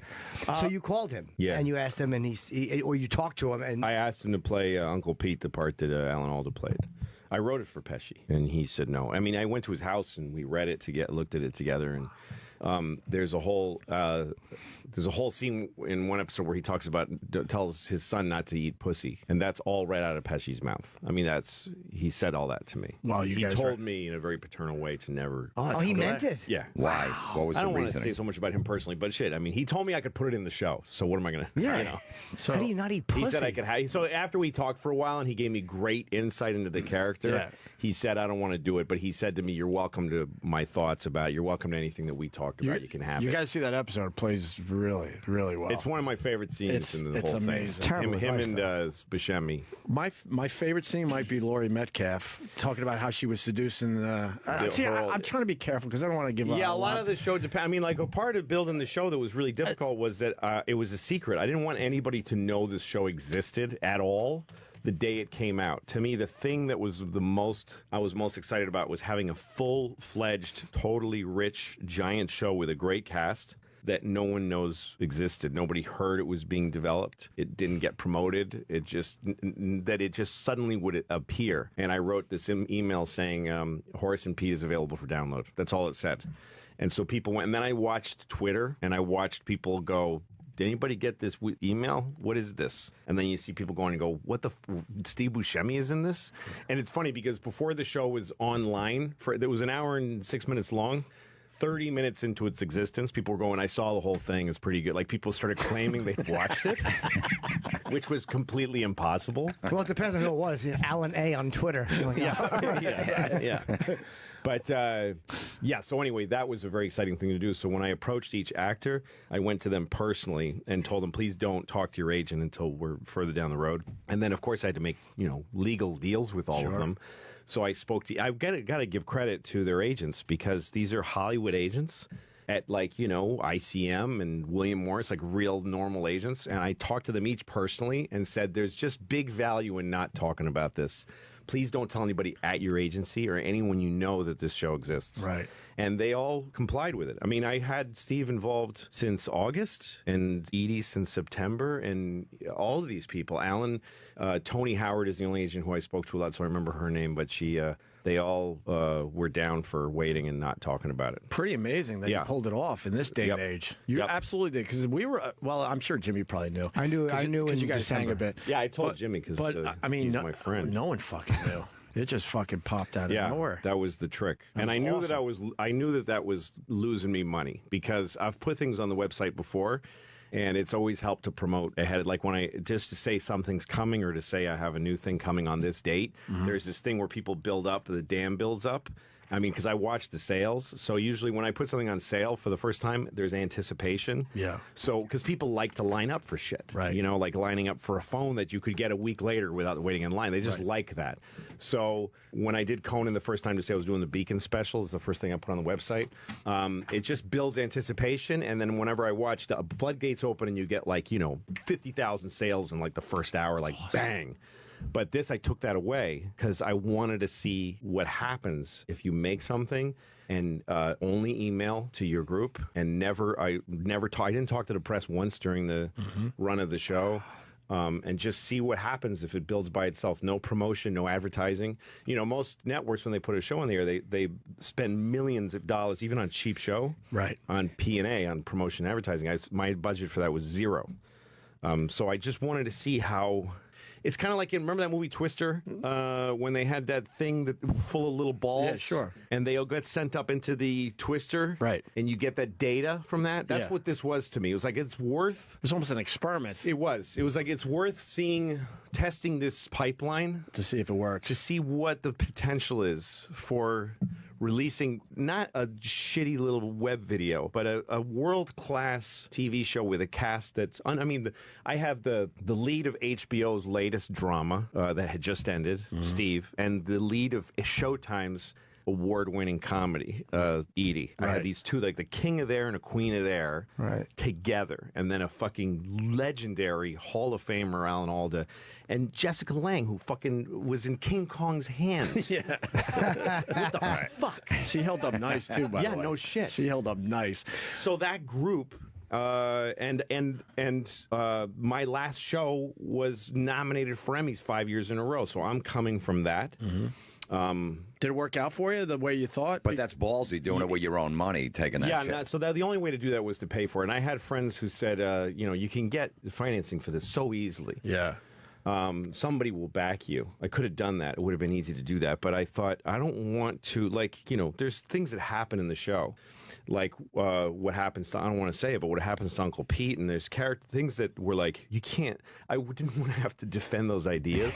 And also, I couldn't take investment from somebody and then they go, okay, so how are you going to promote the show? I'm not going to. I'm aggressively trying to bury the show. I'm actually trying to it's like taking a nugget made of weird, crazy diamond jelly and burying it way down deep in a mountain and seeing if anybody can find it. Were you also... That was kind of the idea. And you can't fucking explain that to a financial investor. But were you also trying to see if you actually needed to spend all that money on marketing and advertising too? Yeah, that's the thing. Out of curiosity, do I really need to push I'm so much? I'm a very curious person. That's the leads everything that I do personally is curiosity. So to me, it's like when I got to a level where I'm well known and I have options. What most people do when they get famous or get, climb the ladder high, they still just do what they're told. They go sign a big check with a promotion company, and they take let Verizon give you a jet for your tour, and put a big banner behind your head, and all the things that just go with it. Yeah. But to me, it's like when you get to that spot, it's like, now I have options. What could I do what could I do? Right. But so, what was I going to fucking say? Curious. You're curious about everything. You wanted to do it yourself. First time I did a theater tour. First time I had a tour where my agent said, okay, it's all theaters. It's not comedy clubs. Comedy clubs is all laid out for you. They have their own economy, and you just get plugged into it. But when you do theaters, that's a hard ticket, and you're So my agent asked me the first time I did a theater tour, what is your tolerance for radio presence? And I go, what do you mean? He goes, well, each town you go to, and I'd done radio promotion my whole life for comedy clubs, but I'm deciding it now. He goes, the radio guys are going to ask for the following. This is everything they'll ask for. A bunch of 20 free tickets to give away. They'll ask for a meet and greet for contest winners. They'll want to bring you on stage. They'll want to hang out with you. They'll want a banner with the radio station on stage. They want a table in the lobby with bumper stickers. They want a van out front. Yes. These are all the things that they're going to ask for. So what's your generally city to city, what's your tolerance? And I said, let's say no to all of it, 100% of it. Let's just say no to everything. Except for if they want free tickets, the DJ can have free tickets, but he can't. I'm not going to meet him. He can just go to the show for free, just because he's the local radio guy, and I like radio people. Yeah. So he said that's pretty aggressive. And the thing is that the radio guys, if they are going and they're going to be there, then all week they'll say, "I'm going to be there." The Jeepster's going to be there too in the back and all that stuff. And they'll talk the show up. And I said, well, let's find out that that's a mistake. Let's do one tour. and let's let that be a huge mistake and go, fuck, we really needed those radio guys to sell the tickets. Sure. So from now on, we'll do it. But if we bite the bullet and try that, if we find out that we don't need them, then we never have to do any of it ever. And it worked the first time out. I didn't struggle to sell the tickets. I already know the answer. I never did it. I already know the answer to that. I really just do. Yeah, you don't need them. You don't. And it's the same thing when I got rid of Twitter and all this stuff that it's like you have to have. You felt like you needed it and you realize, fuck, why? Obviously when you're climbing from nothing, you need that stuff desperately. You need it. But once you get there, it's like, why keep doing stuff if you don't, And also I'm trying to see if there's a new road to build. And I don't know who else is going to be able to use it, but I'd love if somebody else did the show the way I'm doing this one. A lot of comics are following your lead. They're kind of kicking out the middleman a little bit and selling their stuff. Yeah, and I don't know how well it's worked for other people. I think it gets you the audience you have coming. It doesn't grow your audience. Okay. You know what I mean? So like if you're a guy who 5,000 people are going to buy your special, they'll buy it from you or they'll watch it on Comedy Central. Right. But it's not going to grow your thing. Right. But I knew when I did the comedy specials, I was like, I'm some people's favorite comedian, and I can make a stand-up special as well as anybody. Like that means I can make nearly the best of something. Yeah. So I can either give that value to a network or a company, or I can keep it and see who will come right to me for it. Right. So that's where the idea was. And so then, but I did a series once I got to, I've had a TV series for 5 years. It's been nominated for Best Comedy for 3 years in a row. I've won other awards. So I'm in a spot where I'm some people's favorite TV maker, and I know how to do it technically as well as anybody. So that's why I said it's time to do a series that way. Now the Horace and Pete experiment, was it a success? Was it everything you thought it was? It's still in the middle of it. Well, because now you're getting some extra promotion because now you're finally now I'm promoting it, hitting radio shows. Yeah, that's right. That's exactly right. Now it's time to go to radio. Now I'll do anything to promote this show because it's like a cause to me because I love it very much. And everybody that worked on it put so much into it. So I also want to prove that this works. Right. So I'll do. Yeah, I mean, I'm going to be on television and newspapers and shit. But yeah, it's working. It's and selling very well. It's good to promote it because you do want people to know it exists. I want people to see it. Yeah. And also, that was always the idea is like do the whole run of 10 episodes without telling anybody because then what I got from that for people like you that watched it is that you didn't have any idea what was going to happen ever.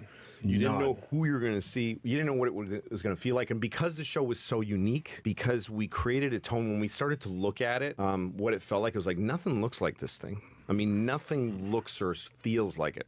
So letting that, instead of trying to convince people this is really great, which also, I wasn't sure people would like it because it's a very odd show. Right. There's a lot of people who won't like it.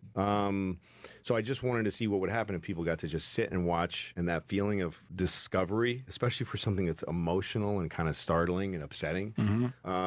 That's a big experience for people to have. But now it's a complete library. It's a complete set. It's almost like I just finished making the movie and now it's up and now I'm selling it. Oh, it's over. There's no doubt this show is over. Just one season that's over. There's no doubt, really. Well, there's ways we could keep going, but there's still some people that are alive. But you guys that watched it it's like you were preview audiences for a theater show, right? Like you got to be there for the building of the thing, and now I go out and I felt like it plays like a play for real. It's like a 10-act play. It's more or less one set. There's a couple other sets, tiny sets, yeah. And I was telling these guys when I was going through it, man, you went with some long shots. That's nerve-wracking for everybody on set. The camera starts here, and then you got the action, and then you're coming around here, and if there's one four cameras, sometimes 5. Yes, if somebody fucks up, that's what I was getting at. Yep. And I felt that I'm like, fuck, one guy fucks this up, they got to bring it all the way back to, let's say, someone entering the bar or whatever. Well, the fact that we were able to make that tension real for you was exactly the goal. Oh, really? Yeah, because when you make film or single camera television, which is what my series is, and most TV now is single camera, you cut it up. You decide how long each line is. There's pauses. Like you create the rhythm, and also you move. A TV show or a movie that's on single camera moves through editing. So like a guy says something, and you cut 6 miles away 10 years later. Like that, being able to move people through time and space that fast is a film trick that keeps people stimulated and alive, and that's what moves the thing, right? Yes. But on stage, you're moved by dialogue, like holy fuck, oh no, she didn't. I can't believe that person just fucking said that. Yeah. And look how it affected this person, and the whole room just changed because somebody said something, or somebody realized something or felt something, and then you let it build that way. So that has to feel like nobody's left the room. The audience hasn't left the room. You want them to feel like they've been sitting there watching these people talk. That was the model. That was the idea. You almost feel like you're in a theater watching this. Like that's the whole idea. Yeah. And we shot like sometimes 20 pages in a row without cutting. Because you feel there's editing, but it's not. The editor never compressed the show, like never changed the timing. Every chunk, it's all just chunks as performed, cut together. And you had to, did you get any resistance from that? Like, did the editor try to do it, and you went and like, no, or they knew going in? I've been working with her for years, and that was, we all knew, everybody got what the fun version of this was, and because we had there's nobody but me, I'm paying the bills. There was no reason to try it anywhere. There was no kind of hovering feeling of like, do you kind of need to pick this up a little, like that feeling that you always have, either because there's a network or even because there's an audience that you're anticipating. It didn't matter if we made this show or not, or if it continued or not. Like me and Buscemi were once talking about, like, if we make an episode and we don't like it, we don't even have to post it. Right. We could just like trash it and make one next week. Yeah. Or we could. I mean, I told every actor, because these are heavy people to get. I told all of them, if you're not having fun, we'll kill your character and you can go home. You don't have to. Like, I'm not asking. I didn't ask them, any of them, for a commitment. In other words, Right.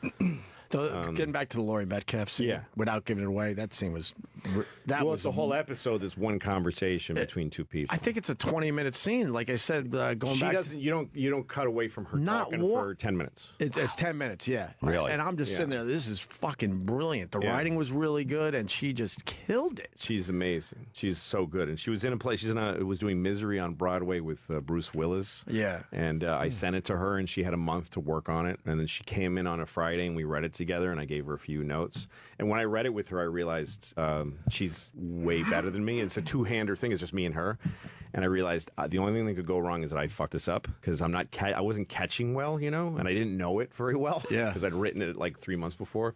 So I got people to come to my house and read it with me, like all week. I had like 4 or 5 different people come, and I drilled. I never worked that hard. Friends or acting coaches? Right, both. Okay. Just because I just wanted to not fuck it up. And the best part is you don't even know who she's talking to. You don't know who she's talking to. Which I thought like was 10 minutes. I'm going to say brilliant again, but it really was. Well, it played a cool so idea. well. Yeah, it's a cool idea. Well, well, I mean, not a lot of people are brave enough to take that chance and just have someone talk for 10 minutes. Like, well, who's she even talking to? Once we were doing this show out of the dark without a network and without anybody else and without worrying about it, and I decided I'm making these shows and I'm losing the money. Like I think gambling money is okay as long as you accept total loss. Like if you go and say I'm going to put $500 on black, and if I lose, my life is over. You're an idiot. But if you can go like $500 is a lot of money, but I'm okay already with that I lost. Right. Then if you win, you win. Well, you told me when you talked to me about it, that you were willing to put a certain amount of money that you just accepted the fact was going down the toilet. It's going down the toilet. And if it came back, it came back. But that's right. And I had a delusion when I started making the show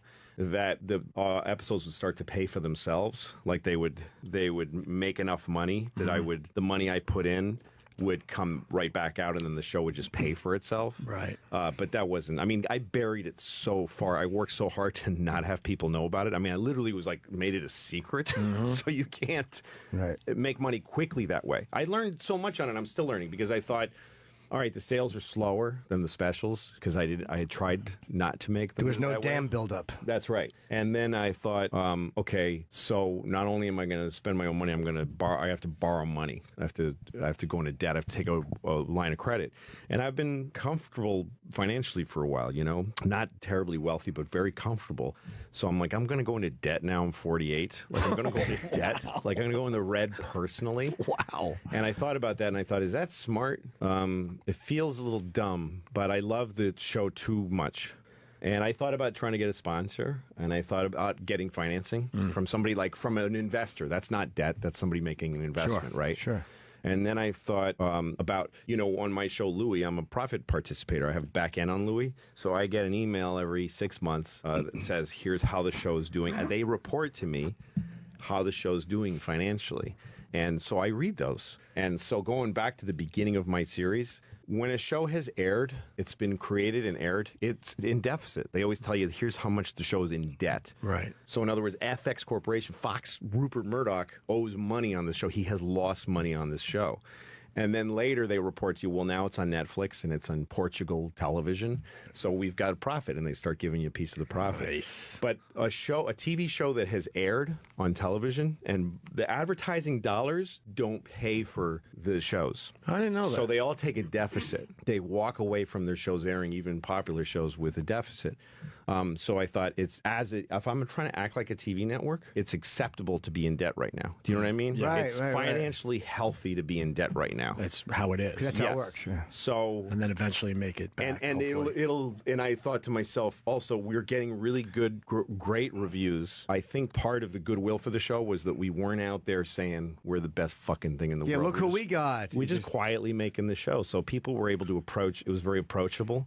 So I thought this experiment of making it quietly will be a great launching pad for the show going out, and then we'll go try to get it. We'll get it, try to get it nominated for Emmys. I'll go do the Tonight Show. I'll show clips everywhere. I'll go to Opie and Jim, and I'll see what it can make. So anyway, as it got written up, and at word of mouth, pretty much 100% word of mouth. Also, I release the show Saturday mornings, which is not a smart time. No. To put a TV show out. There's a science to putting things on the web, right? Right. So Monday's really good. Tuesday is supposed to be excellent. For music, it's Friday morning because people listen in the car and stuff, and then they take it into their weekend. But that's for music because it's passive. But you can't ask for a worse time to go viral than Saturday morning. Why did you do it Saturday morning? Well, two reasons.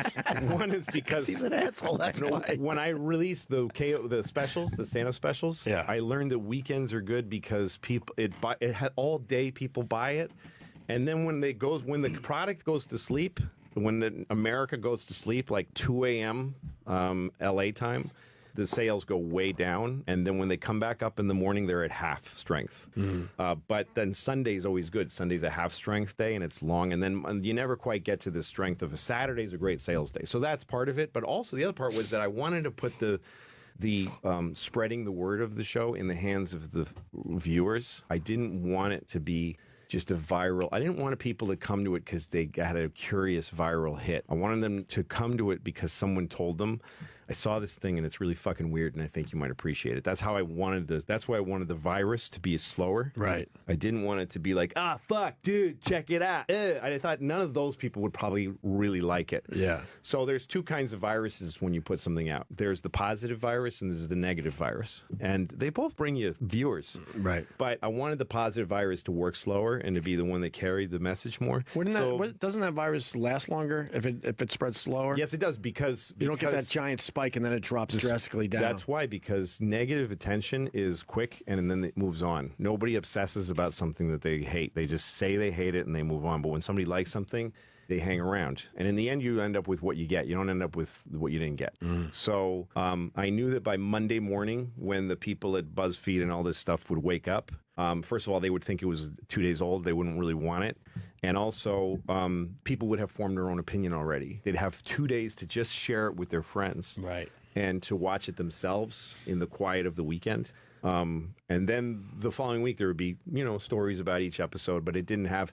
And there were things like, a scene about transgender issues. And I knew if that hit the internet on a Monday, it just would have been a thing about the issue. And I wasn't trying to make viral energy with the show. I was just trying to tell the story.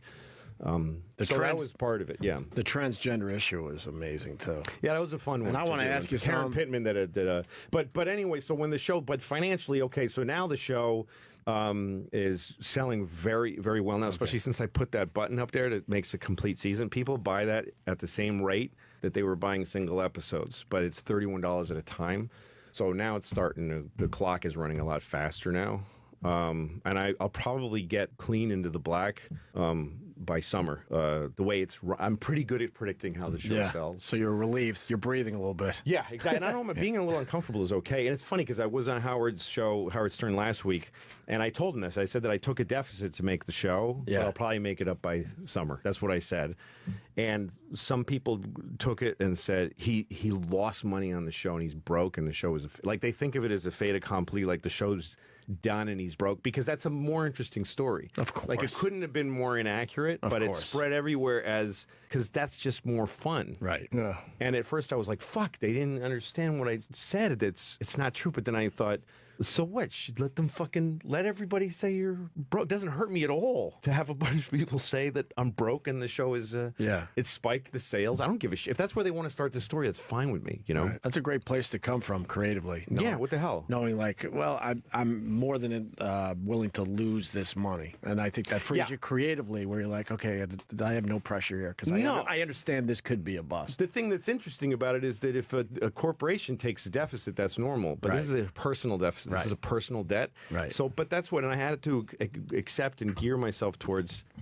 This show's a personal story, and that's part of why people are interested in it. So, for people to go out and say he lost his ass, for that to be part of the narrative for people, it makes a lot of sense, and it's true. Right. I'm in a lot of fucking debt right now, but but you're in real debt too. It's not just like on paper debt. It's no, like it's real debt. It's like if like something happened, because my tour is partly how I'm going to make back the personal debt. If something happened, like somebody crushed my voice box, so I couldn't tour. That's what a cock. Checkmate. Checkmate. Oh my God. But it's not really true, because I do see how the show is selling now, and with very little promotion. So, and I think we have a shot at Emmy nominations just because of who the cast is. Sure. And you could have easily sold this to FX if you wanted to. They would have. Yeah, I mean, I don't. Yeah, although I have a deal with them and I make TV for them. I have one show on the air with them right now and one in production, and I wasn't sure they would like this. I wasn't sure, and also it's not suited for broadcast television because the first episode is 67 minutes. The second one's 45, I think. There's ones that are 30. And the last one is like 68 minutes again. Like they go up and down and up and down. And that's fucking chaos for a TV network. Like I know what FX needs. Right. I know what to deliver to them. And also there's cunt, fuck, nigger. I mean, it's just insane how much... but it's also the language, and I didn't want to have to go through that. But that works perfectly too, because I guess we're being a little too technical. But delivering a 22-minute show every week would be very different than going, wait, this needs to play out in 68 minutes. This needs that much time. This conversation needs to be and that's 45 minutes long. So let's just let it be. Well, you made a great show. Thanks, man. I hope you come back, because I want to talk about individual episodes, because it's killing me. I have so many little questions and things. You can ask him during the break too. Nah, but it'd be good. No, I don't talk to him during the break. No, we're not friends. As soon as these mics go off, he forgets. Yeah, exactly. He forgets me like everybody It's else. over. That's wonderful. But I think most people will like something about it. I think you need to give it time. You need to watch a few. Usually by the end of number 3, the Laurie Metcalf one, you're in or you're out, basically. Yeah, I was in. I forgot you're part of Baskets. Yeah, I produced that. That show is amazing. I thought of that when we were talking to Johnny too, because there's a scene where Zach is doing this dance, and oh my God, that made me laugh. I don't want to blow the punchline, but there's just a scene where he's doing a dance in a what do you call it? The fucking bulls in a corral. Yeah, the rodeo. Rodeo. Oh yeah, man. And a bull takes him out. Jesus we were all Christ. night filming that because it was very hard to do. I hope no one got hurt. No, we had a dummy. We couldn't get the bull to attack the fucking dummy, and then we built this tunnel of wood that the bull could only hit this fucking dummy. Right. It was all night, and then we'd all wait, and then they'd let this bull out, and he would somehow find a way around. You'd squeeze past the dummy. Oh no, polite bull. Yeah, no, it was a nightmare. And meanwhile, this bull's got, I mean, I don't think we hurt the bull. Right. But it wasn't his best day of his life. Right. Gotcha. That had to be confusing. I hear ya. But it was funny. Whose idea was it for Louis to pretty much play without much? Well, no, just to have Louis Anderson as the mom. I guess that's what. Zach and I and John Kreisel, the really fucking talented kid who directs the show, we were talking about his mom. Who's going to be the mom? We knew the mom was a big character, so we're going on IMDb looking at old lady actors, and nobody's getting us excited. And I said to Zach, what is your mom in your head? What does your mom sound like? Like, what kind of person is she? Because we were just looking for old ladies. Yeah. Who's the character? And he goes, well, she's like, you know, chap. Like he did that. I'm like, oh, you mean Louis Anderson? Like, and we all laughed. It was a joke. Yeah. And then there was a pause, and I said, why don't we get Louis Anderson? And we just all tested it in our heads for 2 seconds. We're like, if we can get him, it's him. If we can get him, it's him. So I got my manager and said, get me Louis Anderson's number. I know Louis a little, but I didn't, have a personal connection. So I called him and I said, hi, Louis, it's Louis. We're doing this show for Zach, and we want you to play his mother. And there's this quiet. And then when I hear, I love it. And I said, you're not playing a woman. It's not a character. It's you in a dress. And he goes, that's the only way I'll do it. No heavy makeup, no heavy drag. Just I'm a woman, but I'm playing me. Mm-hmm. He got it right away. And then when we made the pilot, that was the test because we didn't know what it was going to be. Yeah, we're like, I don't know if he can act. I don't know if he's right for this. And then he did this scene with Zach, and he improvised the whole scene, and he was fucking amazing. It was one of those things where you're filming something and you're like holding your breath, like, I can't believe what we're getting. It's one of the best performances I ever saw through the whole season. He makes me cry as this lady. It's great. It's and I love Louis. He was a really good stand-up, and he's one of those guys who works so hard his whole life. And he's really, truly funny. He's one of the greats, He came in for 2 days, and that was a great hang. He was awesome. He's a lovely man. Yeah, he is a lovely man. We had Martha in. She's cool. Martha's great. Martha was a friend of Zach's who he abused all the time. Yeah, okay. And he told me there's this woman, she's a friend of mine, and I give her a lot of shit, and I love looking at her face when I say something mean to her. And so that's in the show, and I was like, all right, I guess. I didn't meet her till the first day of shooting, and then it's just all that really came together well. I have hardly had anything to do with it since I made the pilot with them. I wrote the pilot with them and helped them shape it, but they just make the show. It's a great show. Yeah, it is. With your run, Lou, anything make you go, holy fuck, I can't believe this is happening from, the fame I currently have? Like one moment where just like it blew your mind. I don't concentrate on that stuff that much because that's the spectacle. Yeah. So like I don't notice it as much. Like I don't have I met Paul McCartney one day. Those kind of moments. Like at SNL's 40th. When I presented a clip package. So when I was standing on live television in a suit looking at all these, the audience is Jack Nicholson, Keith Richards, fucking Paul McCartney. I mean, it was there wasn't a face in the audience that wasn't a crystal caliber 5-star casino person. And they're the audience, and I'm on live TV saying some just staring at the teleprompter, saying some shit. I like moments like that. That was cool. When I presented at the Oscars, the pressure of that when anything that makes my heart rate go up and gets me scared, where I visualize a terrible, terrible outcome. When I was at the Oscars, my hands were shaking. I'd never been so nervous in my life. But then it went well. That feeling of doing something that goes good, that could have been horrible in front of the whole world, is a fucking rush. And you were shaking. Yeah, I was really scared. You were funny though. You were genuinely funny. Absolutely, it was okay. No, but I hadn't rehearsed. I hadn't done anything that they asked me to do because I was being a dick. Why didn't you want to standing there rehearse? Looking at an empty teleprompter because I hadn't told them what I'm going to say, and I'm like, "This is what you get, you fucking asshole." Oh wait, you didn't have that. You didn't tell them. I knew basically what I was going to say, but then my adrenaline was so high that I couldn't figure. I thought I should have prepared because I can't think straight. You were afraid you were going to blank. Yeah, but then I did two things that always do me some credit. I mean, some good. One is to visualize the worst version of it, and I pictured being out there and shaking and stammering. I usually do that, but it's called watching the tape of what happened.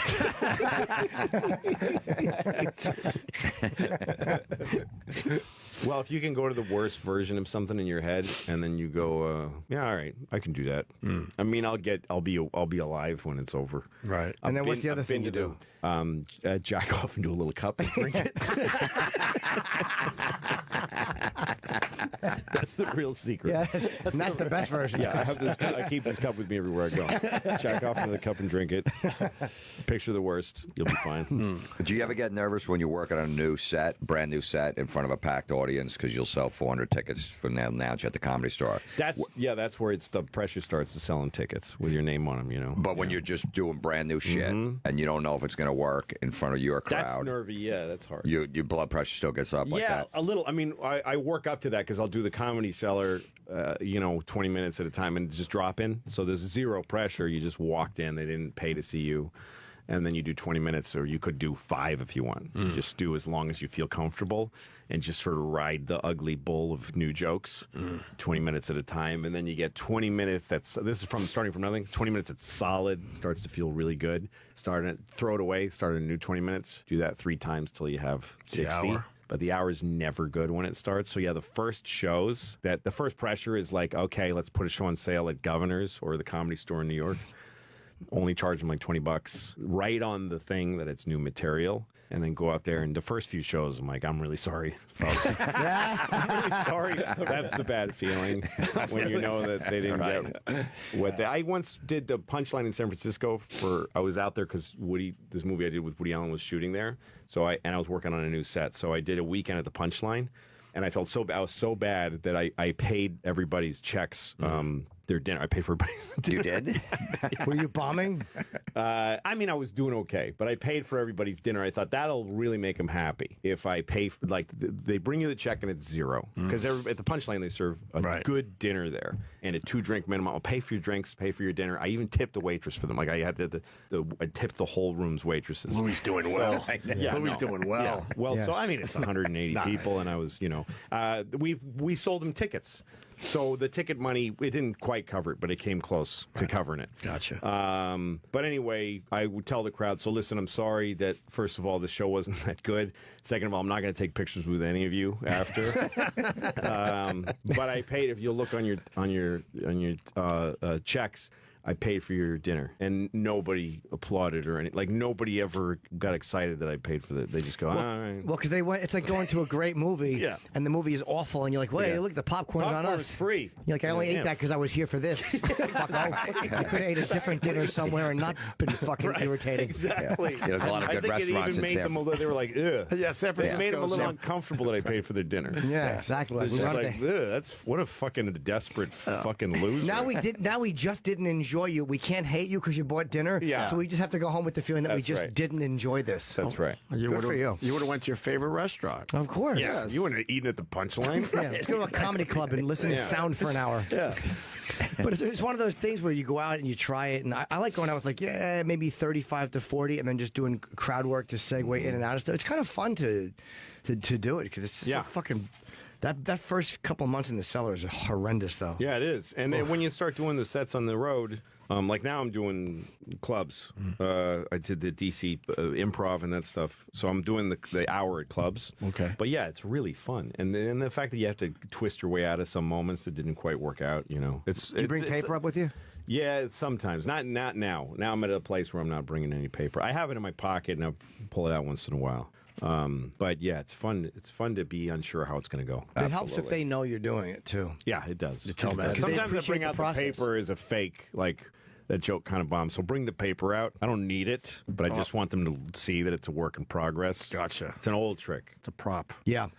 Is we got more Louis coming? I don't know. I'm going to wait really to sure see if yet? I can reapproach it from another place. You kind of just sort of The dude I play in Louis, the divorced dad, single New York guy. I feel like I played that for everything that I can. Mm-hmm. So, but Louis' autobiographical. So I talked to FX guy John Landgraf about this. Maybe we'll go back to it when I feel like there's a new version of the show. But I love the work. I loved the show, and I loved the network. There's nobody better to work for than FX. So I might go back to it at some point. Interesting. Yeah, just change it a little bit. Make him a queer who buys dinners for people.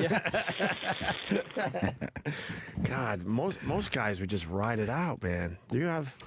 You have that awareness to I just like go. It's like you build an airplane or something. You design a thing and you go up and you fly it, right? And you like to design airplanes, though, right? So you get to fly it, take a few barrel rolls. People are clapping on the ground, Right. But if you want to build another one, you need to land the plane. You got to land it, and you got to go back to obscurity and try making something else. No, I understand the logic, but most human beings, that's a tough thing to do. They would rather probably ride it out. Yeah, I get that. I get wanting to do that. Yeah. So. You're not afraid of it. The thing that you're not afraid of is like realizing. I guess I could ask you. You're just not afraid of realizing. Okay, this was a terrible mistake, and I fucked up everything. Yeah, I'm I don't mind that. fascinated I by don't that. mind that. That's because the early things I did went badly. And you're So not that's afraid of better financial training. insecurity or any of that stuff. No, I mean I did this movie Pootie Tang. It was the first sort of high level thing I did on my own, you know, and it was despicably hated. So I know what that feels like. And it was also the studio took it from me. I was a total loss. It was every kind of bad, and I went through it all. And there was days where I was like, I don't know if I can survive this. Like this is more than I can take. And then after like I don't know, 2 weeks after it was over. I was like, I'm fine. And I remember I was in San Francisco doing the punchline just as regular. The Pootie Tang had come out. I'd spent like 2 years making it, poured my heart into it, got taken off it, had it changed into something I hated, had that released, hated by every possible critic. And then, like, I took 2 weeks to just take time off. And then I went to do the punchline. And I'm on a treadmill at a gym near the punchline. And I feel really good. I feel like, hey, I'm okay. And there's Entertainment Weekly on the treadmill. And I'm reading it. And it says, Loser of the Week, Louis C.K. Wow. you should. Because of Pootie Tang. And I just started laughing really hard. I was like, how fucking hilarious is that? And what a great life to be reading that I'm the loser of the week. It's just such a fun thing.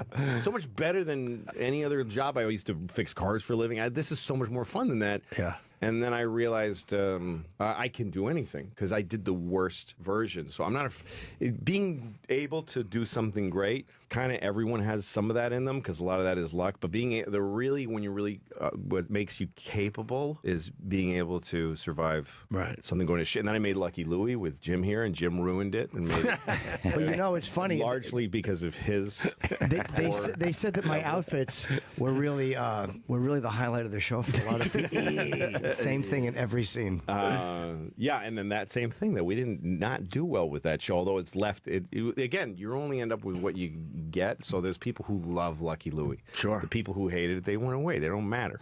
But I would imagine it found a whole new audience after all the success. A little bit, not so much. Yeah, it's kind of dead, obscure, dead little thing. It's also not. I mean, I learned a lot after it. Okay. But again, going on HBO when it was at its height, and being their first failure after The Sopranos and all the shit they were doing. Like we were the first HBO can make a shitty thing. Well, that was a hard. Well, the critics gave it a hard time. Yeah. The critics gave it a hard time. Yep. I don't think they were way too harsh on it, but they gave it a hard time, and it seemed like they fed on each other. Like I would read a bad article about it, and then the next one was just a copy and paste from one guy. That's right. Which is the way you got that coming when you make something. Yeah, you got it coming. It's your fault. Right. Nobody asked you to make a fucking TV show. It's such a audacious asshole thing to do. So whatever. But again, that hurt really bad.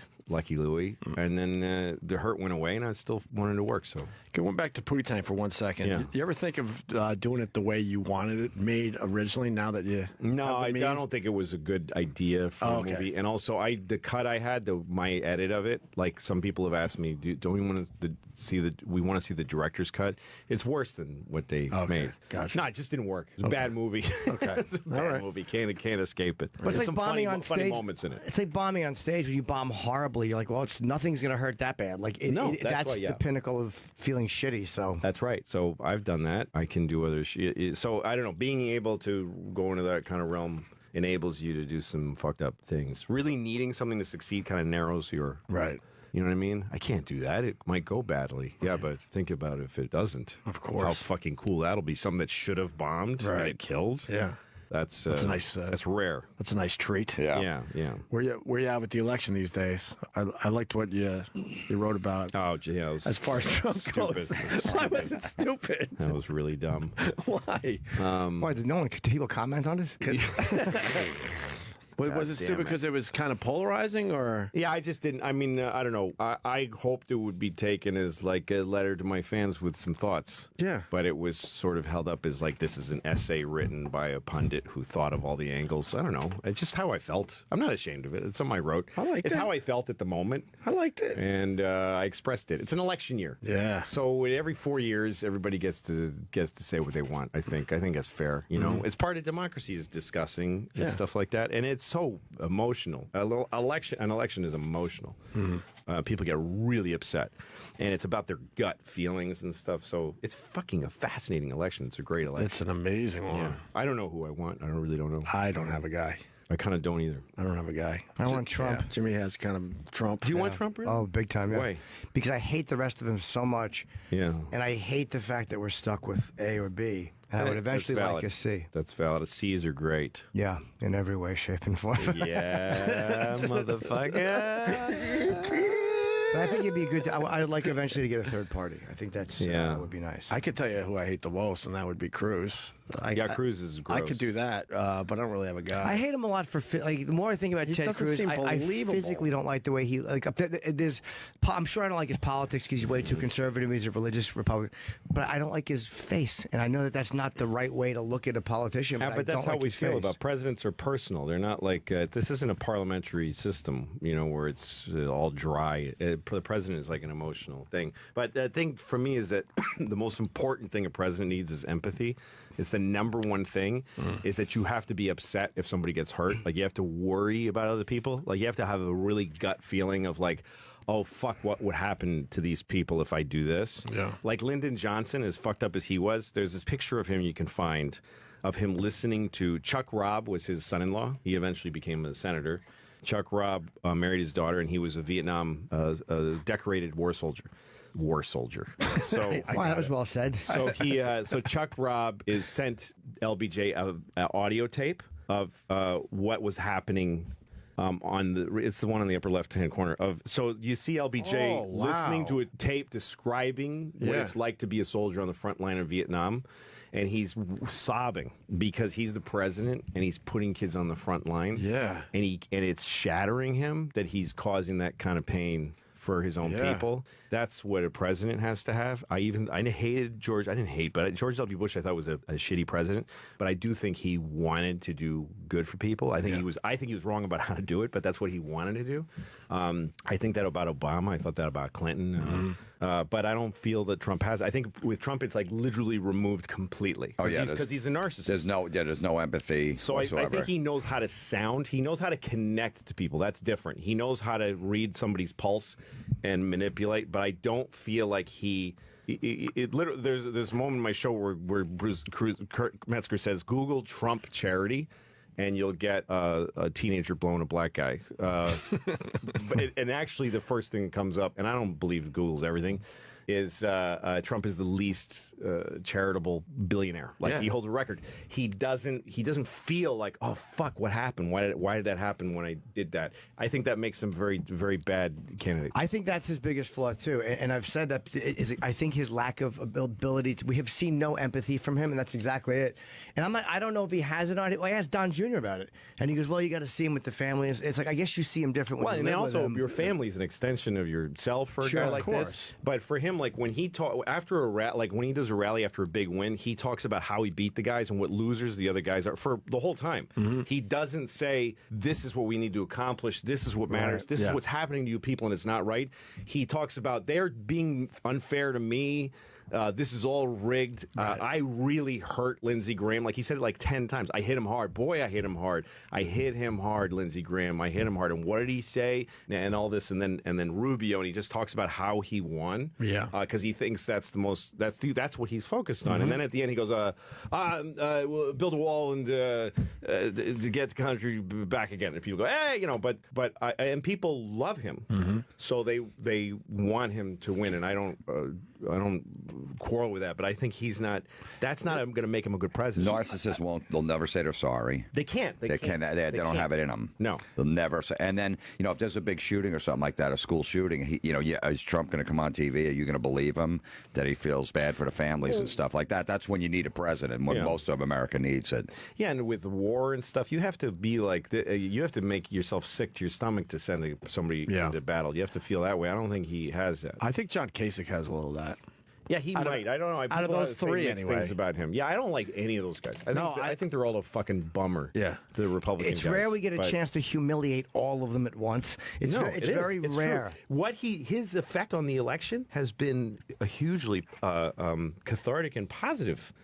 The first debate he did, he said, I've given money to all these guys. And when I call them, they pick up the phone. And I thought, I fucking love that he's saying this. Mm-hmm. I thought he's not going to be president, but this is a great thing that he's doing this. And I do think there are hugely positive things. He's showing a potential for this. I've always felt like the whole thing about this country is that it's all sitting there. Democracy and free speech. It's just sitting there. And any day, the whole world and the whole country can go, we just want this one person, even though they're not playing by the rules. Yeah.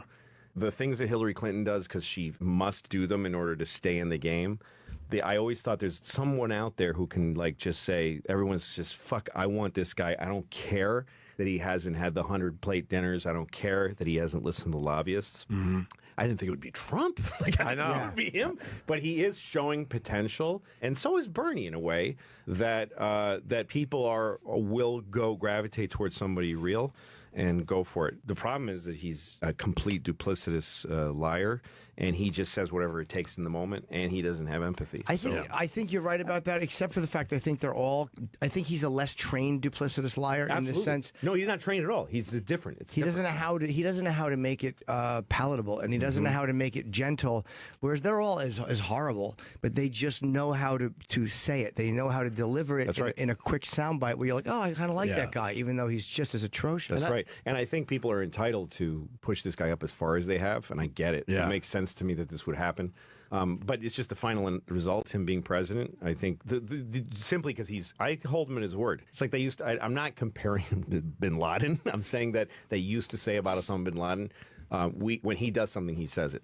When he says something, he then does it. Yeah. There's guys that you follow and you go like, he says he's going to do it, then he does it. Right. I think when Trump says he's going to open libel laws so that you can you can sue people for saying something you didn't like. Yeah. Is that what he meant, though, or did he mean the press? Yeah. Well, the press, yeah. But that's who matters. I think he will do those things. Yeah, I believe so. And I think he'll... I mean, I don't want to go through the list, and I'm not the smartest person about this stuff, but my feeling as one voter, is that he'll make it harder for the system to. I don't give a fuck about any issues in America except for democracy, the fact that we get to keep choosing, and that we keep free speech. The rest of it, it's anybody's guess. Right. Half the people think one thing, half the people think other, and most of them are fed on bullshit facts. But the most important thing is that we can keep voting openly and talking openly.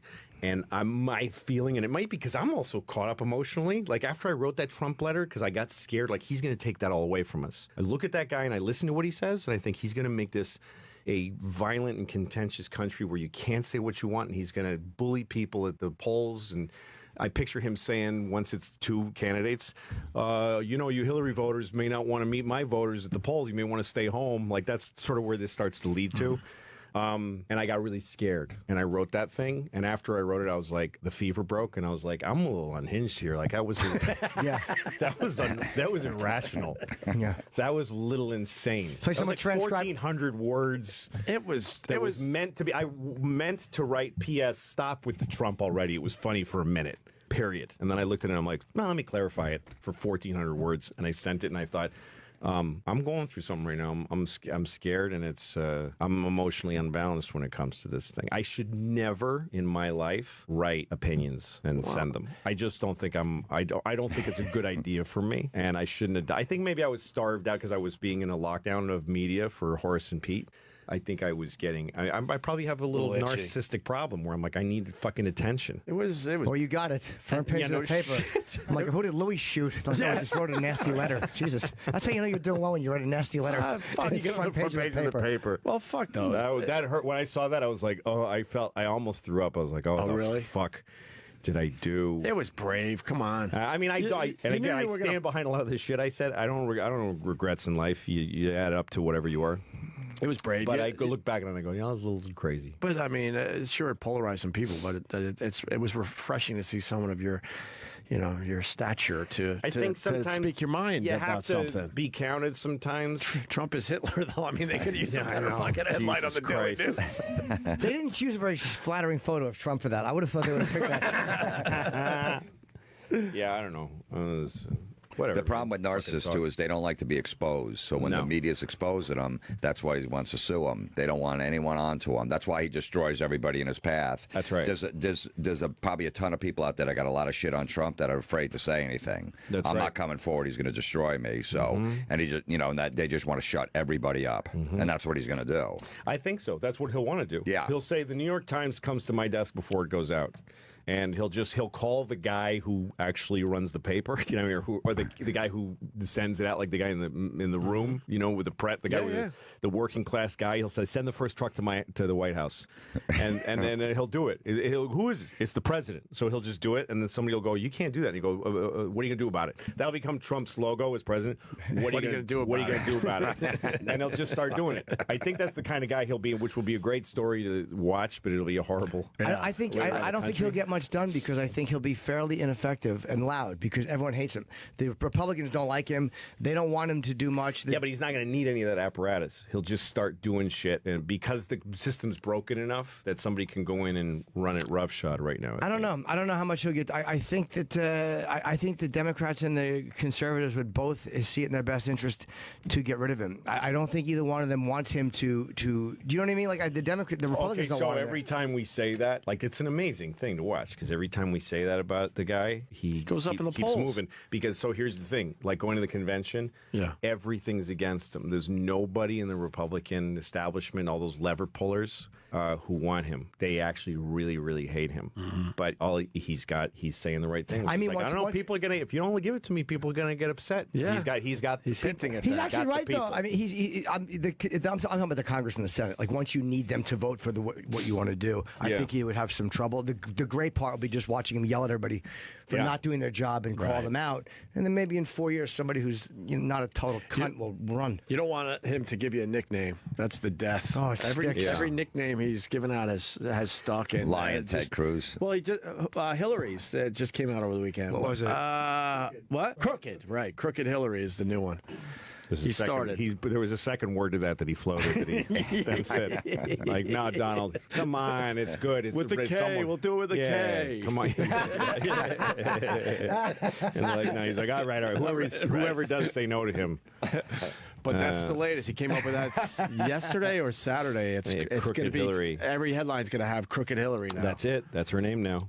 That's who she is. He's got to get a better tanner though. That orange face. That's gross. What the fuck? But doesn't that alarm people who do this for a living, like politicians? Like this is how hated all of you are, and this is how tired of all of you are. That's exactly when this kind of thing happens in any country. Is when the system becomes so not representative. Nobody fucking loves any of these people. No, but I love that he's doing that as far as this election goes. Because we're not going to be able to turn back from this. You're not going to have these guys talking in sound bites when the next election comes around. When I wrote that thing, I learned a lot because people are so divided now.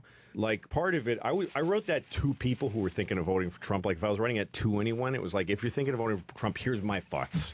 I wasn't trying to bully anybody, but I was just saying, here's how I feel about it. And I wanted to sound like, I wanted to find common ground with the person I'm talking to. So I'm like, hey, a conservative is fine. It's a percentage of the country is conservative, so conservatives should have a share. Yeah. Just not this one because he's not a conservative. Yeah. Not to me, he's not. So a lot of liberals got really angry, and because I said a conservative would be fine. They said, don't even say that. They don't even want you to consider any thought except for theirs. So I think liberals and conservatives both have led to this kind of shit, to this election being so fucked up. Of course, they're not even. They're offended by the idea of listening to each other.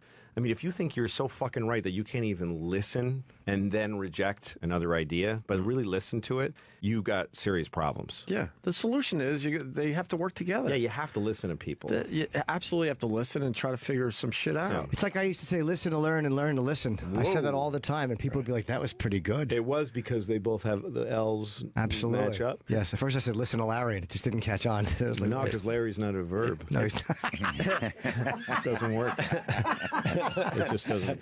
It blows my mind It's that clear to me why that was not.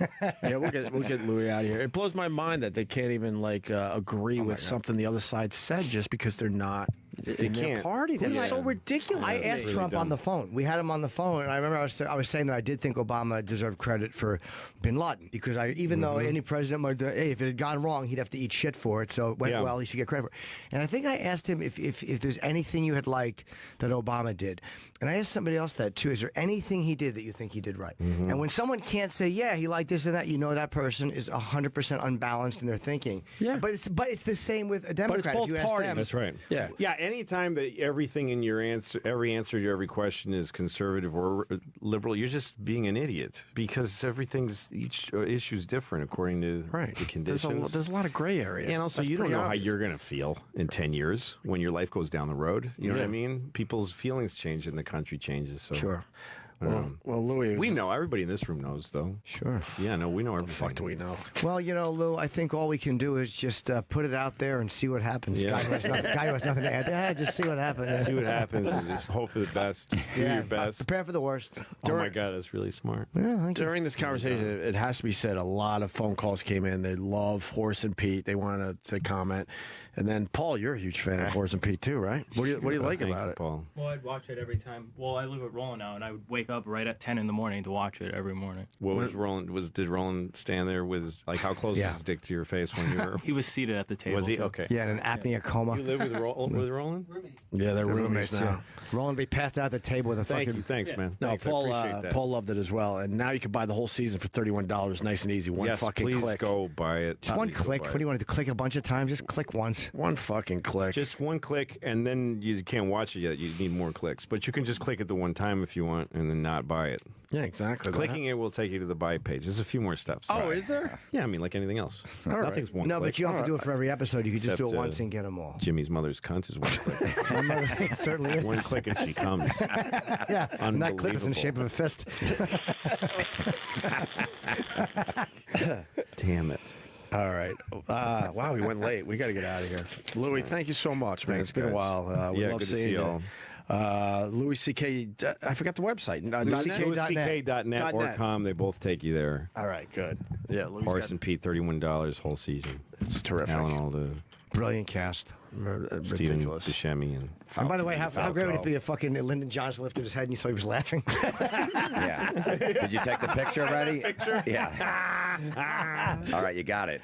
I didn't know there was all this LBJ audio out there. It's great. I can't wait to check out some of this. there's one of him calling Jackie O in the middle of the night, drunk when he was president, and you hear him go, Jackie, and she's like, Mr. President, Jackie, and it's crazy. That one's hard to find. I don't remember where I heard that one. I might be lying. I'm not sure. Did you dream this? You might I have might dreamt have that. I'm starting to lose confidence in this as I tell it. Why? This might not That be there's real. audio that no one's ever heard of Yeah. fucking LBJ and Jackie Yeah, having a it's in my- fucking it's phone in sex my- call. Yeah, exactly. And he called it. Yeah. I don't know. Look for it. I think it exists. I don't know. But again, you were right about this. I was right about I'm that. taking at face value what's actually happening in that picture. Yes. Right. He could literally just be looking down at his shoes for a That's second. right. He could be coughing. You painted the whole sneezing story. right there. Lou, you still doing the pod and going to the movies? That was one of my- No, I don't do. You that. bi- I you had backed out of pot. pot. Yeah, man, it's You not had a good run for with your that. brain. You were enjoying it for a little while there. I like it, but I clouds your head, and then I feel a little depressed after, and I'm trying to stay in mental shape. Stay positive. And then you start writing essays about Instead of Trump. positive. Oh, come on, Lou. Yeah. All right. We're running out of steam. Florentine, thank No, you that was so a good much, one. buddy. Close on. JimFlorentine.com. Where's Jim Florentine playing? Yeah, let's do this. Well, I got my special just came out. I'm Your Savior. It's on my website, JimFlorentine.com. The Louis model. Where'd you shoot it? I did it was a one-man show I did that I released. I did it wow. like It's 2 heavy. years ago. Some heavy shit in there. Wow. Yeah, I talk about, a bunch of shit. Wow. It's a slideshow, too, based on my life and all the trouble women. What's it called? I'm Your Savior. That sounds great. Yeah, it's a cool. Jim saw it. It's excellent. Yeah, I saw it live. I haven't seen the DVD, but I saw it live. He got molested and shit, stuff like that. Oh, you did? Yeah. That's great. Yeah. And I showed him pictures where I got You molested. got a show out of it? Yeah, this wrestling guy would molest me for wrestling pictures. And I saved the pictures from when I was 14 years old, and I showed him in the show. Of you being molested? No, of the pictures that I had to kiss him for That's instead the of his DVD lap extras. for. Wow. Yeah. He had to kiss this old dude to get wrestling pictures. What do you mean wrestling pictures? Like the WWF. Right. I used to go to Yeah. matches. So you'd say, if you give me a kiss, I'll give you some pictures of these guys. You would say, yeah, I got. That's not a bad And trade-off. you're like, fuck, I don't know. Yeah, it's like, There's a guy I kissed my grandfather. Yeah, because And he said gave me wrestling pictures. he goes, Italian guys, they do it all the time. They kiss you on the cheek. So what's Right. the big deal? And I saw my dad do it with his friends. I'm like, all right, Yeah. I'm gonna get Hulk Hogan out of this. Right. But you also slept over at the guy's house. No, he slept over my house. How old were you? 14. What did 14, I know? and some old guy came over and he said, I'm Why- sleeping over at your son's house. Well, there was another thing where I thought sat you on was his having a lap. sleepover. I sat on his lap. He Yeah. had front row tickets, and I sat on his lap. I was 14. How was I supposed to Yeah. know that I was probably wrong? Right. To watch the match because I was You were always too in the old for that nosebleeds. by 11 years. I think at 14 you kind of know. You think so? You know, the main thing they tell abused kids is it's not your fault. Yeah. I think all this is your fault. It's 100% You're your the fault. one kid. You got to see my scrapbook, though. That sounds It was great. worth it. Yeah, That sounds amazing. it's a good scrapbook. Where did you grow up? In Jersey. Okay. Yeah. Yeah, that's why. Exactly. Okay, and did you plug your dates? April 29th, Colonial Theater Right. in Phoenixville, Pennsylvania. And I'm coming to Pittsburgh, Youngstown, Ohio, Jacksonville, and Daytona Beach. Nice. And Jimmy's hitting the road again this weekend. Thursday is New Orleans for the first time, and then Friday is San Antonio, and Saturday is 2 shows at Moon Tower Festival in Austin, Texas. Where are you playing in New Orleans? I think it's called the Joy Theater. Yeah, that's good. It's nice. I played there, yeah. They had the wrong date on the marquee. Somebody told Perfect. me. Yeah. A lot of help. I've never done a gig there. I'm really looking forward to it. The gumbo, the good times. Oh, the Fat Tuesday. That's what Mardi Gras means, you know. I've been to Mardi Gras. We Tuesday. broadcast Yeah. there. I hated it. That's the worst thing in the world. Fucking terrible. We didn't hate it. I hated the fucking vomit in the street. I love the broadcast aspect, but I hated the fucking puke in the street gross. and a bunch of It's smelly like animals. Vegas is like that 24 hours a day. Yeah, no, but Vegas at least has a certain order to it. You couldn't even cross the street here. Bourbon Street was crazy during Mardi Gras. Oh my god. Yeah, I got booted out of a fucking. I was there for Halloween, which is like a smaller Mardi Gras, and I was walking around with a mask on because I thought, hey, I can walk around the crowd and nobody will recognize me. And I wore this Batman mask, and it really hurt my face. And then I went to get a beer somewhere, and the lady said, you know, your mask's on upside down. I had this Batman mask on. And then I looked in the mirror, I'm like, that is the dumbest thing I ever saw in What my a life. fool. Like, it's just all... And it was digging into my face because it was upside down. How did you not know the ears So were instead pointed of the people wrong going, way? hey, there's that comedian, they were going, look at that What an idiot. fucking loser with an Yeah. upside down Fucking Batman asshole. mask. Correct, they were. Fool. All right, with that, we'll see you guys Yeah, tomorrow. Horace and Pete on louisck.net. It really Louis is a project. wonderful That's a show. It really is. Show. Thanks, Lou. Thanks, We'll guys. see you guys.